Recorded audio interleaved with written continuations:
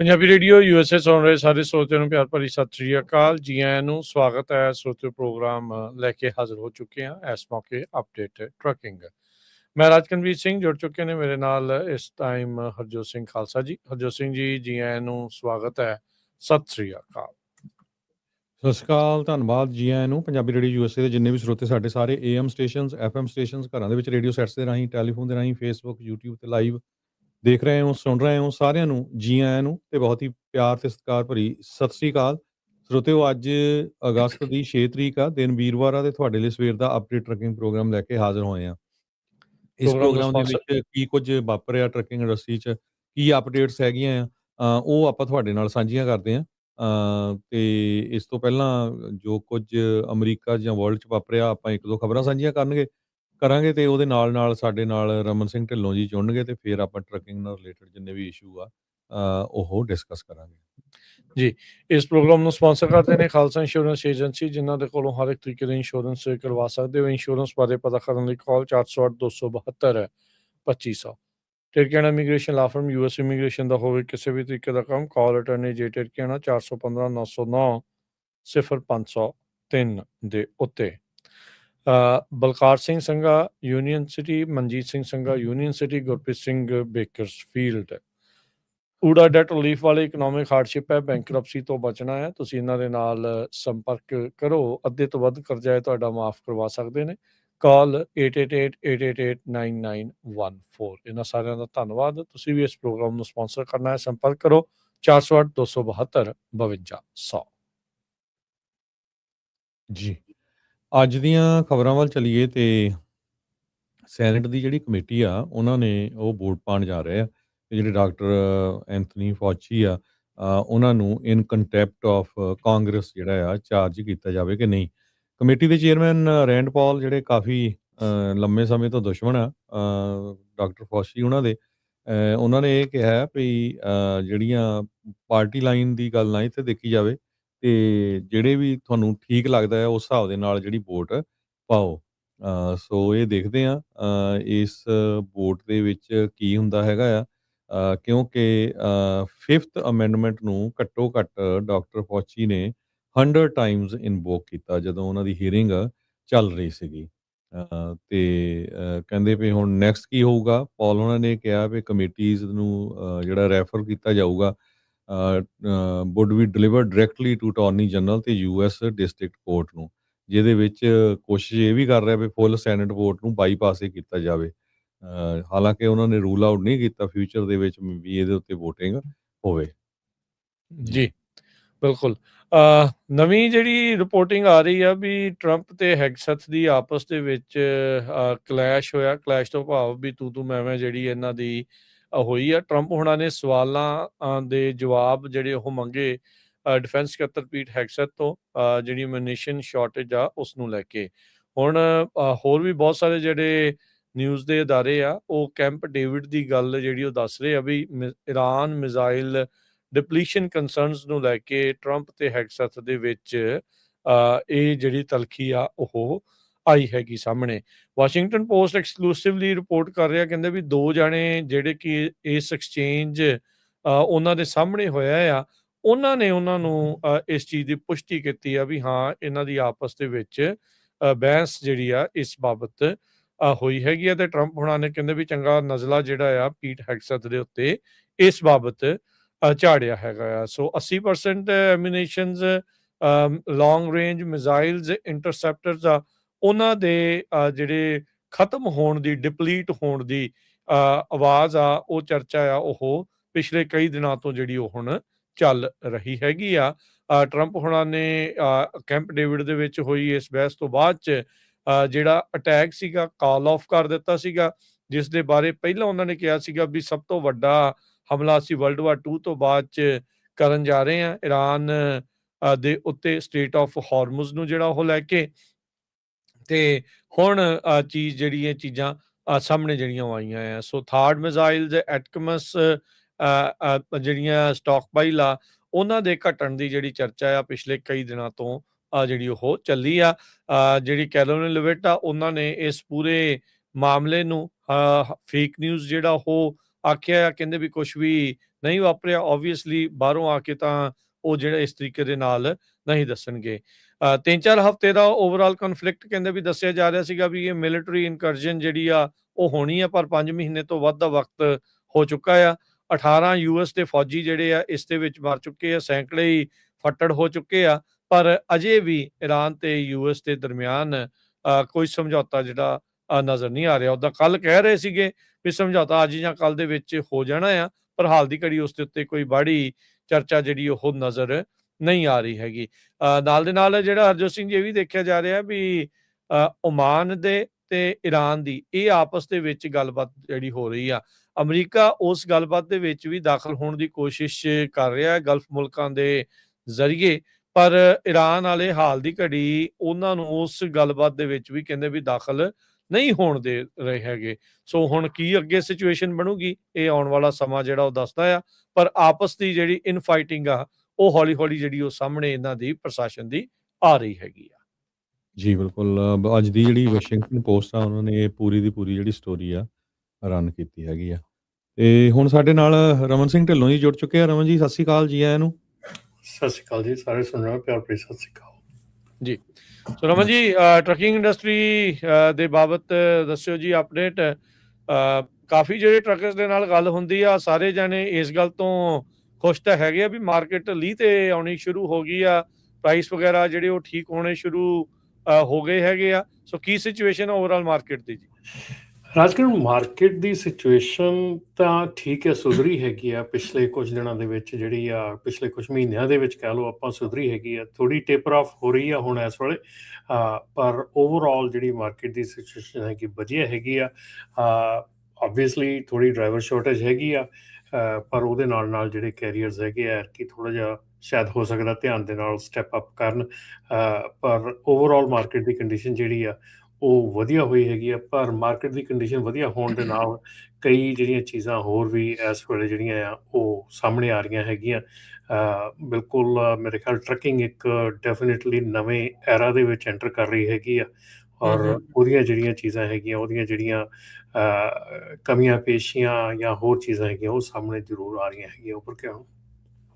ਕੀ ਇਹਦੇ ਵਿੱਚ ਤੁਹਾਡੇ ਸਾਹਮਣੇ ਚੀਜ਼ਾਂ ਜਿਹੜੀਆਂ ਉਹ ਆ ਰਹੀਆਂ ਜਿਹੜੇ ਕਹਿੰਦੇ ਵੀ ਨਵੇਂ ਐਰਾ 'ਚ ਜਦੋਂ ਤੁਸੀਂ ਕਹਿੰਦੇ ਵੀ ਐਂਟਰ ਹੋ ਰਹੀ ਆ ਇਹ ਇੰਡਸਟਰੀ, ਕੀ ਨਵੀਆਂ ਚੀਜ਼ਾਂ ਉੱਭਰ ਕੇ ਆ ਰਹੀਆਂ ਤੇ ਕਿੱਧਰਲੇ ਪਾਸੇ ਨੂੰ ਇਹਦਾ ਮੋੜ ਹੈਗਾ? ਰਾਜਕਰਨ ਸਾਰਿਆਂ ਨਾਲੋਂ ਵੱਡੀ ਜਿਹੜੀ ਚੀਜ਼ ਇਸ ਵੇਲੇ ਵਾਪਰੀ ਹੈਗੀ ਹੈ ਜਾਂ ਉੱਭਰ ਕੇ ਸਾਹਮਣੇ ਆ ਰਹੀ ਹੈਗੀ ਆ, ਪਹਿਲੀ ਤਾਂ ਹੈਗੀ ਹੈ ਜਿਹੜਾ ਕਿ ਕ੍ਰੈਕਡਾਊਨ ਜਿਹੜਾ ਚੱਲ ਰਿਹਾ ਹੈਗਾ ਟਰੱਕਿੰਗ ਇੰਡਸਟਰੀ ਦੇ ਉੱਤੇ ਥਰੂ ਆਊਟ US ਕਹਿ ਲਓ, ਕੈਨੇਡਾ ਕਹਿ ਲਓ, ਜਾਂ ਆਪਣਾ ਜਿੰਨਾ ਵੀ ਇੱਧਰਲੇ ਪਾਸੇ ਹੈਗਾ, ਖਾਸ ਕਰਕੇ US ਦੇ ਵਿੱਚ ਜਿਹੜਾ ਕ੍ਰੈਕਡਾਊਨ ਚੱਲ ਰਿਹਾ ਹੈਗਾ ਉਹ ਅੱਜ ਤੱਕ ਪਹਿਲਾਂ ਕਦੇ ਨਹੀਂ ਸੀ ਦੇਖਿਆ ਗਿਆ। ਦੂਸਰਾ ਜਿਹੜਾ ਹੈਗਾ ਉਹ ਬ੍ਰੋਕਰ ਲਾਇਬਿਲਿਟੀ ਨੂੰ ਲੈ ਕੇ ਜਿਹੜੀ ਸਿਚੁਏਸ਼ਨ ਇਸ ਵੇਲੇ ਬਣੀ ਹੋਈ ਆ, ਉਹਦੇ ਨਾਲ ਜਿਹੜਾ ਆ ਟੋਟਲੀ ਜਿਹੜੀ ਇੰਡਸਟਰੀ ਹੈਗੀ ਆ ਉਹ ਇੱਕ ਚੇਂਜ ਦੀ ਕਗਾਰ 'ਤੇ ਹੈਗੀ ਆ ਕਿ ਇਸ ਵੇਲੇ ਜੇ ਤੁਸੀਂ ਚੇਂਜ ਨਹੀਂ ਕਰਦੇ ਤੇ you will be out of business very soon. ਦੂਸਰਾ ਜਿਹੜਾ ਕ੍ਰੈਕਡਾਊਨ ਦੀ ਮੈਂ ਪਹਿਲਾਂ ਗੱਲ ਕੀਤੀ, ਕ੍ਰੈਕਡਾਊਨ ਦੇ ਵਿੱਚ ਜਿੱਦਾਂ ਹੁਣ ਜਿਹੜੇ ਫੇਕ CDLs ਜਾਂ ਜਿਹੜੀਆਂ ਲਾਇਸੈਂਸਿੰਗ ਅਥਾਰਟੀਜ਼ ਆ, ਜਿਹੜੇ ਲਾਇਸੈਂਸਿੰਗ ਦੇਣ ਵਾਲੇ ਆ, ਐਵਰੀਥਿੰਗ ਜਿਹੜਾ ਆ ਕੁਐਸਚਨੇਬਲ ਹੈ ਇਸ ਵੇਲੇ ਹੈਗਾ ਆ, ਠੀਕ ਹੈ ਨਾ। ਸੋ ਇਹਦੇ ਨਾਲ ਨਾਲ ਜਿਹੜਾ ਆ ਕਿ ਜਿਹੜਾ ਸੇਫਟੀ ਡਾਟਾ ਜਾਂ ਜਿਹੜਾ ਡਾਟਾ ਇਸ ਵੇਲੇ FMCSA ਵੱਲੋਂ ਪ੍ਰੋਡਿਊਸ ਕੀਤਾ ਜਾ ਰਿਹਾ ਉਹ ਕੁਐਸਚਨ ਕੀਤਾ ਜਾ ਰਿਹਾ ਉਹਦੇ ਉੱਤੇ। ਸੋ ਕਈ ਚੀਜ਼ਾਂ ਹੈਗੀਆਂ ਜਿਹੜੀਆਂ ਖਾਸ ਕਰਕੇ ਜਿਹੜੀ ਬ੍ਰੋਕਰ ਲਾਇਬਿਲਿਟੀ ਹੈਗੀ ਆ ਉਹ ਇਸ ਵੇਲੇ ਇੰਡਸਟਰੀ ਨੂੰ ਉਹਨੇ ਹਿਲਾ ਕੇ ਰੱਖਿਆ ਹੋਇਆ ਜੀ। ਸੋ ਇਹਦੇ ਵਿੱਚ ਕੀ ਇਹ ਵੀ ਗੱਲ ਇਸ ਟਾਈਮ ਟਰੂ ਹੈਗੀ ਆ ਵੀ ਜਿਹੜੇ ਲੋਕ ਟਰੱਕਿੰਗ ਪਹਿਲਾਂ ਛੱਡ ਗਏ ਸੀਗੇ ਰਮਨ ਜੀ, ਜਿਨ੍ਹਾਂ ਚੋਂ ਕਈ ਗ੍ਰੀਨ ਕਾਰਡ ਜਾਂ ਸਿਟੀਜ਼ਨਸ਼ਿਪ ਵਾਲੇ ਸੀਗੇ, ਉਹ ਮੁੜ ਦੁਬਾਰਾ ਇੰਡਸਟਰੀ 'ਚ ਐਂਟਰ ਹੋ ਰਹੇ ਆ ਜਾਂ ਹੋ ਚੁੱਕੇ ਆ? ਬਿਲਕੁਲ ਡੈਫੀਨੇਟਲੀ ਹੁਣ ਇਹ ਸਾਈਨਸ ਮਿਲ ਰਹੇ ਆ, ਬਹੁਤ ਜ਼ਿਆਦਾ ਜਿਹੜੇ ਸਾਈਨਸ ਮਿਲ ਰਹੇ ਆ ਕਿ ਜਿਹੜੇ ਇੰਡਸਟਰੀ ਦੇ ਵਿੱਚੋਂ ਨਿਕਲ ਚੁੱਕੇ ਸੀਗੇ ਜਾਂ ਛੱਡ ਚੁੱਕੇ ਸੀਗੇ, ਇਸ ਕਰਕੇ ਕਿ ਇੰਡਸਟਰੀ ਜਿਹੜੀ ਆ ਉਹ ਕਾਫੀ ਜਿਹੜੀ ਗੰਦਲੀ ਹੋ ਚੁੱਕੀ ਸੀਗੀ। ਉਹ ਜਿਹੜੇ ਲੋਕੀ ਹੈਗੇ ਆ ਜਿਹੜੇ ਕਿ ਇੱਕ ਉਹਦੇ 'ਚ ਕਾਫੀ ਗੁੱਡ ਡਰਾਈਵਰ ਸੀਗੇ, ਗੁੱਡ ਪੀਪਲ ਸੀਗੇ ਜਿਹੜੇ ਕਿ ਛੱਡ ਗਏ ਸੀਗੇ ਫਰਸਟ੍ਰੇਸ਼ਨ ਕਰਕੇ, ਸੋ ਉਹ ਹੁਣ ਦੁਬਾਰਾ ਜਿਹੜਾ ਇੰਡਸਟਰੀ ਦੇ ਵਿੱਚ ਆ ਰਹੇ ਆ ਜੀ। ਤੇ ਇਹਦੇ ਵਿੱਚ ਇਹ ਵੀ ਚੀਜ਼ ਕੀ ਇਸ ਟਾਈਮ ਜਦੋਂ ਆਪਾਂ ਕੋਵਿਡ ਦੇ ਦੌਰਾਨ ਦੇਖਿਆ ਸੀਗਾ ਵੀ ਜਦੋਂ ਆਪਾਂ ਨੂੰ ਸਭ ਨੂੰ ਪਤਾ ਵੀ ਸੋਹਣਾ ਪ੍ਰਾਈਸ ਸੀਗਾ। ਸਾਰਿਆਂ ਨੇ ਆਪਣੇ ਜਿਹੜੇ ਬਿਜ਼ਨਸ ਆ ਬਹੁਤ ਜ਼ਿਆਦਾ ਐਕਸਪੈਂਡ ਕੀਤੇ। ਫਿਰ ਡਰਾਈਵਰਾਂ ਦੀ ਬਹੁਤ ਜ਼ਿਆਦਾ ਡਿਮਾਂਡ ਹੋਈ। ਅੱਜ ਕਿਸੇ ਜਗ੍ਹਾ 'ਤੇ, ਕੱਲ੍ਹ ਨੂੰ ਕਿਸੇ ਜਗ੍ਹਾ 'ਤੇ, ਪਰਸੋਂ ਨੂੰ ਕਿਸੇ ਜਗ੍ਹਾ 'ਤੇ ਡਰਾਈਵਰ ਵੀ ਬੜੇ ਹੌਪ ਕਰਦੇ ਸੀ। ਇੱਕ ਦੂਜੇ ਦੀਆਂ ਕੰਪਨੀਆਂ ਵੀ ਇੱਕ ਦੂਜੇ ਦੇ ਡਰਾਈਵਰ ਨੂੰ ਪੱਟ ਕੇ ਲੈ ਕੇ ਜਾਂਦੀਆਂ ਸੀ। ਕੀ ਉਸ ਸਿਚੁਏਸ਼ਨ ਦੇ ਵਿੱਚ ਤਾਂ ਨਹੀਂ ਇਸ ਟਾਈਮ ਇੰਡਸਟਰੀ ਜਿਹੜੀ ਉਹ ਪਹੁੰਚੀ ਹੋਈ? ਕਿਉਂਕਿ ਜਿੱਦਾਂ ਤੁਸੀਂ ਸ਼ੁਰੂਆਤ 'ਚ ਕਿਹਾ ਵੀ ਡਰਾਈਵਰ ਸ਼ਾਰਟੇਜ ਵੀ ਹੈਗੀ ਆ, ਵੀ ਇੱਕ ਦੂਜੇ ਦੇ ਡਰਾਈਵਰ ਜਿਹੜੇ ਆ ਉਹ ਖਿੱਚ ਕੇ ਲੈ ਜਾਈਏ। ਕੀ ਇਹ ਸਿਚੁਏਸ਼ਨ ਤਾਂ ਨਹੀਂ ਆਈ ਹੋਈ? ਰਾਜਕਰਨ, ਬਿਲਕੁਲ ਸਿਚੁਏਸ਼ਨ ਉੱਥੇ ਹੀ ਆ, ਪਰ ਇੱਕ ਚੀਜ਼ ਬਹੁਤ ਵੱਡੀ ਚੇਂਜ ਜਿਹੜੀ ਆ ਉਹ ਜਿਹੜੀ ਕੋਵਿਡ ਐਰਾ ਦੀ ਜਿਹੜੀ ਗਰੋਥ ਸੀਗੀ ਉਹਦੇ ਨਾਲੋਂ ਇੱਕ ਬੜੀ ਵੱਡੀ ਚੀਜ਼ ਜਿਹੜੀ ਆ ਇਸ ਵੇਲੇ ਡਿਫਰ ਕਰਦੀ ਆ। ਗਰੋਥ ਡਜ਼ਨਟ ਮੈਟਰ ਤੁਸੀਂ ਗਰੋਥ ਕਰਦੇ ਨਹੀਂ ਕਰਦੇ, ਸਾਰਿਆਂ ਨਾਲੋਂ ਵੱਡੀ ਚੀਜ਼ ਜਿਹੜੀ ਆ ਉਹ ਇਸ ਵੇਲੇ ਇਹ ਆ ਰਹੀ ਆ ਕਿ ਇਟਸ ਨੋ ਲੋਂਗਰ ਕਿ ਤੁਸੀਂ ਆਪਣੇ ਨੂੰ ਡਿਫੈਂਡ ਕਰ ਸਕਦੇ ਆ। It's about providing everything you did right. ਮਤਲਬ ਕਹਿਣ ਦਾ ਕਿ ਅੱਗੇ ਜਿਹੜਾ ਸਮਾਂ ਸੀਗਾ ਨਾ, ਜਿਹੜੀ ਅੱਗੇ ਅਪਰੋਚ ਅੱਗੇ ਜਿਹੜੀ ਚੱਲਦੀ ਹੁੰਦੀ ਸੀ ਉਹ ਹੁੰਦੀ ਸੀ wait until the accident happen, call the insurance company, hire an attorney, start collecting paperwork. ਇਹ ਸੀ ਪੁਰਾਣੀ ਅਪਰੋਚ, ਇਹ ਸੀ ਪਹਿਲੀ ਅਪਰੋਚ। ਇਹ ਹੁਣ ਟੋਟਲੀ ਆਊਟਡੇਟਡ ਹੋ ਚੁੱਕੀ ਆ। ਇਸ ਵੇਲੇ ਨਿਊ ਅਪਰੋਚ ਜਿਹੜੀ ਆ ਉਹ ਜਿਹੜੀਆਂ ਕੰਪਨੀਆਂ ਨਿਊ ਅਪਰੋਚ ਨੂੰ ਜਿੰਨੀ ਜਲਦੀ ਕੈਪਚਰ ਕਰ ਲੈਣਗੀਆਂ, ਜਿੰਨੀ ਜਲਦੀ ਉਸ ਰਾਹ 'ਤੇ ਚੱਲ ਪੈਣਗੀਆਂ, ਉਨੀ ਹੀ ਜਲਦੀ ਜਿਹੜੀ ਦੁਨੀਆ ਆ, ਇਹ ਟਰੱਕਿੰਗ ਦੀ ਜਿਹੜੀ ਇੰਡਸਟਰੀ ਹੈਗੀ ਆ ਉਹਦੇ ਵਿੱਚ ਤੁਸੀਂ ਆਪਣੇ ਨੂੰ ਸਕਸੈਸਫੁਲ ਪਾਓਗੇ। ਜਿਹੜੀ ਨਿਊ ਅਪਰੋਚ ਆ ਹੁਣ ਤੁਸੀਂ ਕਹੋਗੇ ਕਿ ਉਹ ਕੀ ਆ, ਜਿਹਦੇ ਵਿੱਚ ਕਿ ਸਾਰਿਆਂ ਨਾਲੋਂ ਪਹਿਲਾਂ ਹੈ ਕਿ driver facing and road facing cameras, ਠੀਕ ਆ, ਇਲੈਕਟ੍ਰੋਨਿਕ DVR, ਇਲੈਕਟ੍ਰੋਨਿਕ ELD, ਜਿਹੜੀ ਆਪਾਂ ਇਲੈਕਟ੍ਰੋਨਿਕ ਡਿਵਾਈਸਿਸ ਕਹਿੰਦੇ ਆ, ਮੇਨਟੇਨੈਂਸ ਹਿਸਟਰੀ ਤੁਹਾਡੇ ਟਰੱਕਸ ਦੀ, ਠੀਕ ਆ, ਟ੍ਰੇਲਰਸ ਦੀ, ਟਰੱਕਸ ਦੀ, GPS records, hours of service history, speeding events, hard braking events, seat belt usage, driver coaching, driver safety attendance, English proficiency. ਇਹ ਸਾਰੀਆਂ ਚੀਜ਼ਾਂ ਤੁਹਾਨੂੰ ਅੱਜ ਦੀ ਤਰੀਕ ਦੇ ਵਿੱਚ ਤੁਹਾਨੂੰ ਇਹ ਸਮਝ ਹੋਣੀ ਚਾਹੀਦੀ ਆ ਕਿ ਜੇ ਤੁਸੀਂ ਇਹ ਚੀਜ਼ਾਂ ਨਹੀਂ ਕਰ ਰਹੇ ਹੈਗੇ, you are on the way out of the industry. ਜੇ ਤੁਸੀਂ ਇਹ ਚੀਜ਼ਾਂ ਨਹੀਂ ਕਰ ਰਹੇ ਹੈਗੇ, ਮੈਂ ਆਪਣੇ ਜਿਹੜੇ ਲਿਸਨਰਸ ਆ ਅੱਜ ਤੋਂ ਆਪਣੇ ਰੇਡੀਓ ਦੇ ਮਾਧਿਅਮ ਨਾਲ ਇੱਕ ਚੀਜ਼ ਪੁੱਛਦਾ ਆ ਕਿ ਜੇ ਇਫ ਆ ਐਕਸੀਡੈਂਟ ਹੈਪਨਸ ਟੁਡੇ, ਤੁਹਾਡੇ ਟਰੱਕ ਦਾ ਐਕਸੀਡੈਂਟ ਹੋ ਜਾਂਦਾ, ਕੋਈ ਫੇਟਲ ਐਕਸੀਡੈਂਟ ਹੋ ਜਾਂਦਾ ਆ, ਕੀ ਤੁਸੀਂ ਇੱਕ ਅਟਰਨੀ ਨੂੰ ਆਪਣੇ ਪਿਛਲੇ 6 ਮਹੀਨਿਆਂ ਦੇ ਸੇਫਟੀ ਰੈਕਡ ਵਿਦਨ 24 ਆਵਰ ਪ੍ਰੋਡਿਊਸ ਕਰ ਸਕਦੇ ਆ?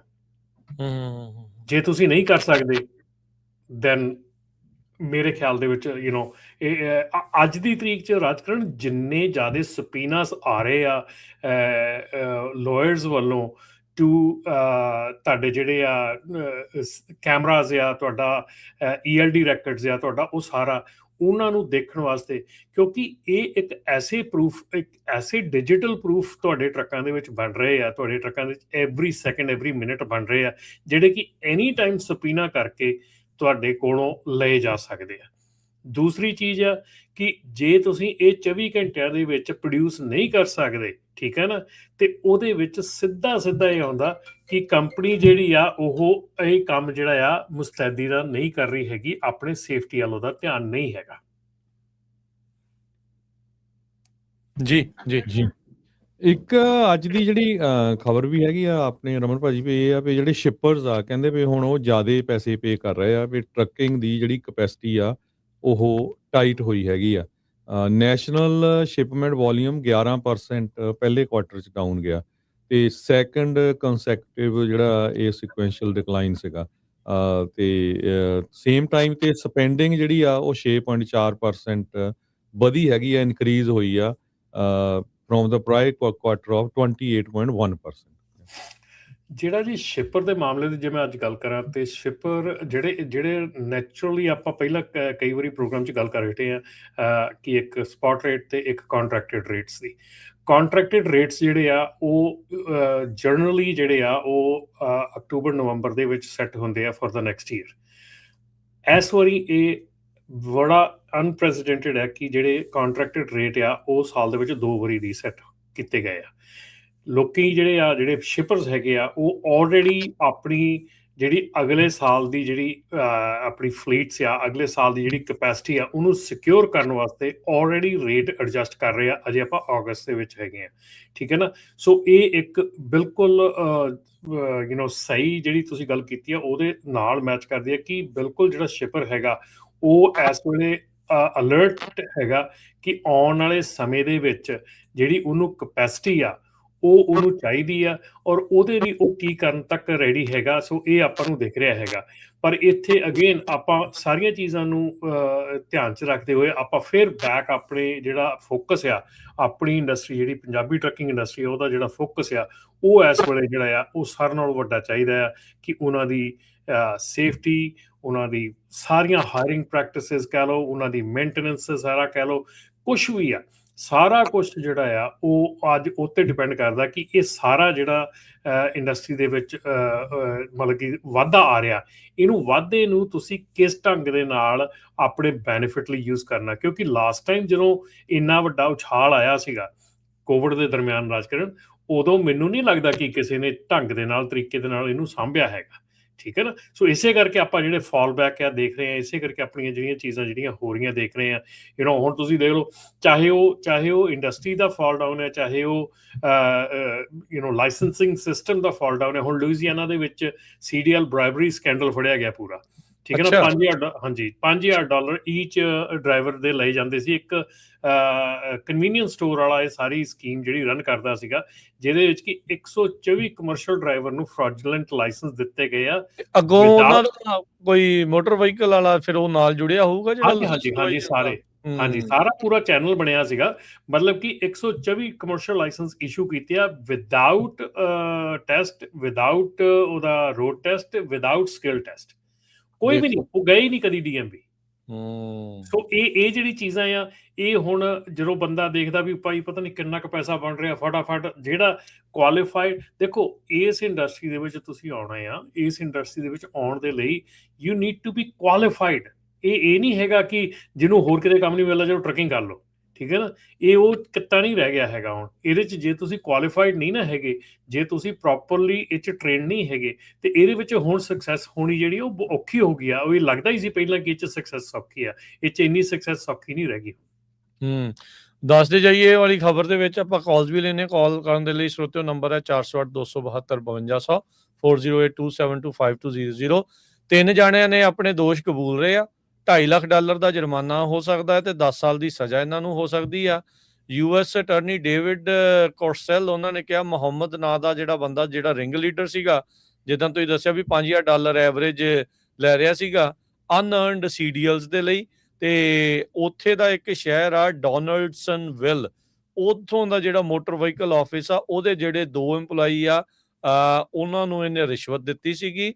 ਇੱਕ ਜੋਨਾਥਨ ਪਾਰਸਨਸ ਨਾਂ ਦਾ ਬੰਦਾ ਆ, ਉਹਨੇ ਗਿਲਟੀ ਜਿਹੜਾ ਉਹ ਪਲੀ ਕੀਤਾ ਆ, ਮੰਨ ਲਏ ਆਪਣੇ ਦੋਸ਼। ਕਹਿੰਦਾ ਵੀ ਫੈਡਰਲ ਡਾਟਾਬੇਸ ਦੇ ਵਿੱਚ ਮੈਂ ਗਲਤ ਰਿਪੋਰਟਾਂ ਜਿਹੜੀਆਂ ਆ ਇਹਨਾਂ ਐਪਲੀਕੈਂਟ ਦੀਆਂ ਪਾ ਦੀਆਂ ਵੀ ਮਿੱਤਰ ਸੈੱਟ ਨੇ ਤੇ ਦੇ ਦਿਓ ਇਹਨਾਂ ਨੂੰ ਲਾਇਸੈਂਸ। ਤੇ ਉਹਨੇ ਅੱਗੇ ਇੱਕ ਮਾਰਲਿਨ ਰੋਬਰਟਸ ਉਹਨੂੰ ਪੇ ਕੀਤਾ ਸੀਗਾ ਵੀ ਮੇਰੀ ਮਦਦ ਕਰ। ਇਹ ਬੀਬੀ ਵੀ ਜਿਹੜੀ ਉਹਨੇ ਗਿਲਟੀ ਜਿਹੜਾ ਉਹ ਪਲੀ ਕੀਤੀ ਆ। ਸੋ 3 ਜਾਣਿਆਂ ਨੇ ਵਾਹਣੇ ਪਾਇਆ ਹੋਇਆ ਸੀਗਾ ਤੇ ਹੁਣ ਫੈਡਰਲ ਫੰਡਿੰਗ ਦਾ ਰੌਲਾ ਪੈ ਗਿਆ ਇਹਨਾਂ ਦਾ। ਇਹ ਵੀ ਨਾਲ ਚਰਚਾ ਚੱਲ ਪਈ ਆ ਵੀ ਕਿਉਂਕਿ CDLs ਦੀ ਬ੍ਰਾਈਬਰੀ ਸਕੀਮ ਸਾਹਮਣੇ ਆਈ ਆ ਤੇ ਲੂਜ਼ੀਆਨਾ ਦੇ CDL ਡਰਾਈਵਰਸ ਆ, ਇਹਨਾਂ ਨੂੰ ਹੁਣ ਨਵੇਂ ਫੈਡਰਲ ਰੂਲਸ ਆ ਉਹਨਾਂ ਦਾ ਸਾਹਮਣਾ ਜਿਹੜਾ ਆ ਉਹ ਕਰਨਾ ਜਿਹੜਾ ਉਹ ਪੈ ਰਿਹਾ ਆ। ਸੋ ਇਹ ਜਿਹੜੀ ਢਕੀ ਹੋਈ ਦਾਲ ਆ ਪਤਾ ਨਹੀਂ ਕਿੱਥੇ ਕਿੱਥੇ ਰਿੱਝ ਰਹੀ ਹੈਗੀ ਆ ਤੇ ਹੌਲੀ ਹੌਲੀ ਢੱਕਣ ਚੱਕ ਹੋ ਰਹੇ ਆ ਸਾਰੇ ਜਗ੍ਹਾ।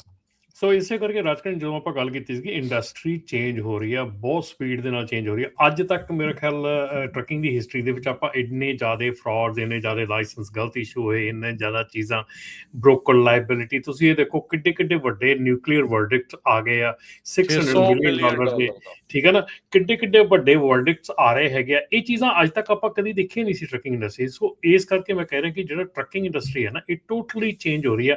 ਔਰ ਖਾਸ ਕਰਕੇ ਜਿਹੜੀ ਬ੍ਰੋਕਰ ਦੀ ਲਾਇਬਿਲਿਟੀ ਆ ਨਾ, ਉਹਦੇ ਨਾਲ ਟਰੱਕਿੰਗ ਇੰਡਸਟਰੀ ਦੇ ਉੱਤੇ ਬਹੁਤ ਵੱਡਾ ਅਸਰ ਪੈਣ ਵਾਲਾ ਆ। ਆਉਣ ਵਾਲੇ ਸਮੇਂ ਦੇ ਵਿੱਚ ਟਰੱਕਿੰਗ ਇੰਡਸਟਰੀ ਦੇ ਵਿੱਚ ਬਹੁਤ ਸਕਰੂਟਨੀ ਜਿਹੜੀ ਆ ਹੋ ਜਾਣੀ ਆ। ਛੋਟੀ ਜੀ ਤੁਹਾਡੀ ਜਿਹੜੀ ਗਲਤੀ ਆ ਨਾ, ਅੱਗੇ ਜਿਹੜੀ ਕਈ ਗਲਤੀਆਂ ਤਾਂ ਅੱਗੇ ਸਾਰੀ ਉਮਰ ਨਹੀਂ ਸੀ ਪਤਾ ਲੱਗਦੀਆਂ। ਹੁਣ ਕਈ ਤਾਂ ਕੈਰੀਅਰ ਨਾਲ ਤੁਸੀਂ ਸੁਣਿਆ ਹੋਣਾ, ਕਈ ਲੋਕਾਂ ਨੂੰ ਉਹ ਕਹਿੰਦੇ ਅਸੀਂ ਕਦੀ ਸਕੇਲ ਤੇ ਨਹੀਂ ਗਏ, ਸਾਡੀ ਕਦੀ ਇਨਸਪੈਕਸ਼ਨ ਹੀ ਨਹੀਂ ਹੋਈ, ਠੀਕ ਹੈ ਨਾ। ਸੋ ਇਸ ਵੇਲੇ ਜੇ ਤੁਹਾਡੇ ਤੁਸੀਂ ਸਕੇਲ ਤੇ ਨਹੀਂ ਗਏ, ਤੁਹਾਡੀ ਇਨਸਪੈਕਸ਼ਨ ਨਹੀਂ ਹੋਈ, ਤੇ ਤੁਹਾਨੂੰ ਕੈਰੀਅਰ ਹੀ ਨਹੀਂ ਮੰਨਿਆ ਜਾ ਰਿਹਾ, ਤੁਹਾਨੂੰ ਇਹ ਮੰਨਿਆ ਜਾ ਰਿਹਾ ਤੁਸੀਂ ਹੈ ਹੀ ਨਹੀਂ, ਤੁਸੀਂ ਮਤਲਬ ਲਿਟਰਲੀ ਇਸ ਟਰੱਕਿੰਗ ਇੰਡਸਟਰੀ ਦੇ ਵਿੱਚ ਹੈ ਨਹੀਂ ਗੇ। ਸੋ ਇਸ ਕਰਕੇ ਬਹੁਤ ਜਿਹੜੀਆਂ ਚੀਜ਼ਾਂ ਹੈਗੀਆਂ ਉਹ ਬਦਲ ਰਹੀਆਂ। ਔਰ ਮੇਰੇ ਖਿਆਲ ਆਪਾਂ ਨੂੰ ਉਹਦੇ ਉੱਤੇ ਫੇਸਬੁੱਕ ਦੇ ਉੱਤੇ ਸੌਰੀ ਆਪਣੇ YouTube ਦੇ ਉੱਤੇ ਮੈਸੇजेस ਵੀ ਆ ਰਹੇ ਹੈਗੇ ਕਿ ਲੋਡ ਹੈ ਨਹੀਂ, ਲੋਡ ਹੈ ਨਹੀਂ।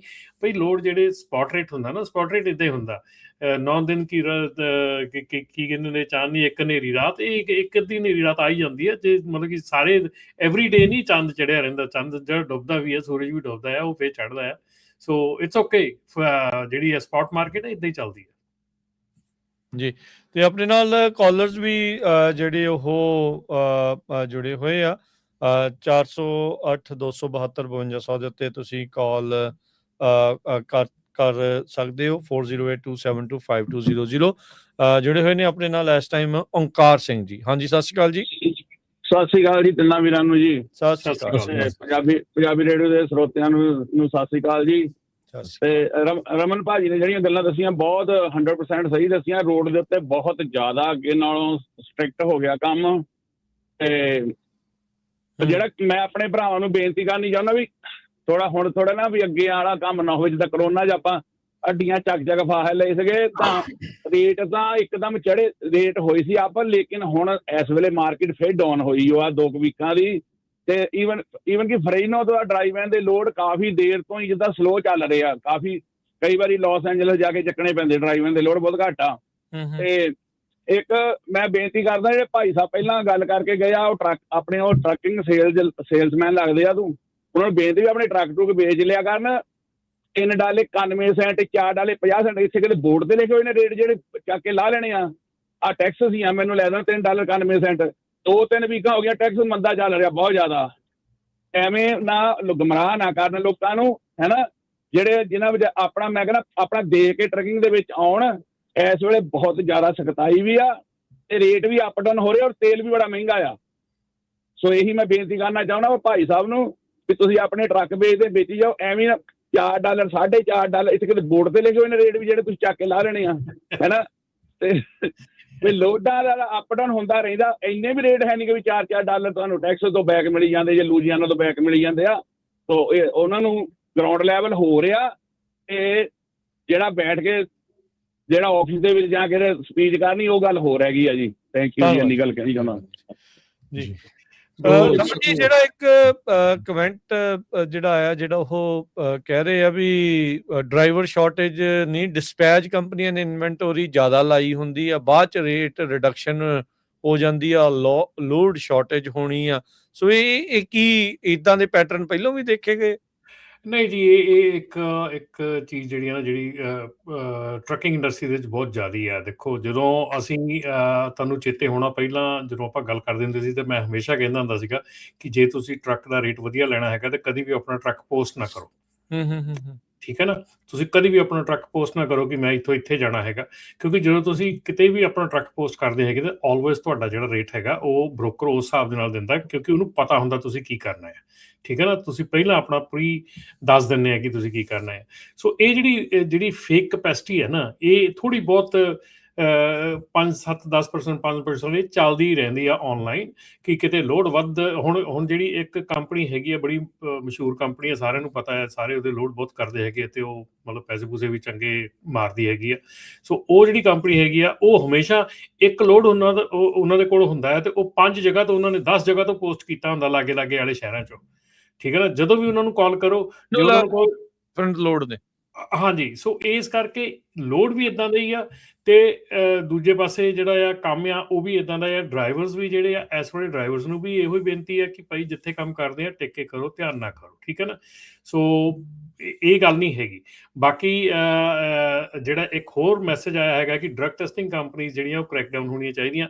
ਮੈਂ ਬਿਲਕੁਲ 100% ਮੈਂ ਖੁਦ ਡਰੱਗ ਟੈਸਟਿੰਗ ਦਾ ਕੰਮ ਕਰਦਾ ਹੈਗਾ, ਪਰ ਮੈਂ ਇਹ ਗੱਲ ਕਹਿੰਦਾ ਕਿ ਡਰੱਗ ਟੈਸਟਿੰਗ ਕੰਪਨੀਆਂ ਦੇ ਵਿੱਚ ਜਿੰਨੀ ਵੀ ਧਾਂਦਲੀ ਹੋ ਰਹੀ ਆ, ਜਿੰਨਾ ਗਲਤ ਕੰਮ ਹੋ ਰਿਹਾ ਆ, ਮਤਲਬ ਮੈਨੂੰ ਜਿੰਨੀਆਂ ਚੀਜ਼ਾਂ ਅੱਜ ਤੱਕ ਪਤਾ ਲੱਗਦੀਆਂ, ਮੈਨੂੰ ਕਈ ਵਾਰੀ ਸਾਡਾ ਦਿਮਾਗ ਹਿੱਲ ਜਾਂਦਾ ਕਿ ਲੋਕੀ ਇੱਥੋਂ ਤੱਕ ਕਰ ਰਹੇ ਹੈਗੇ।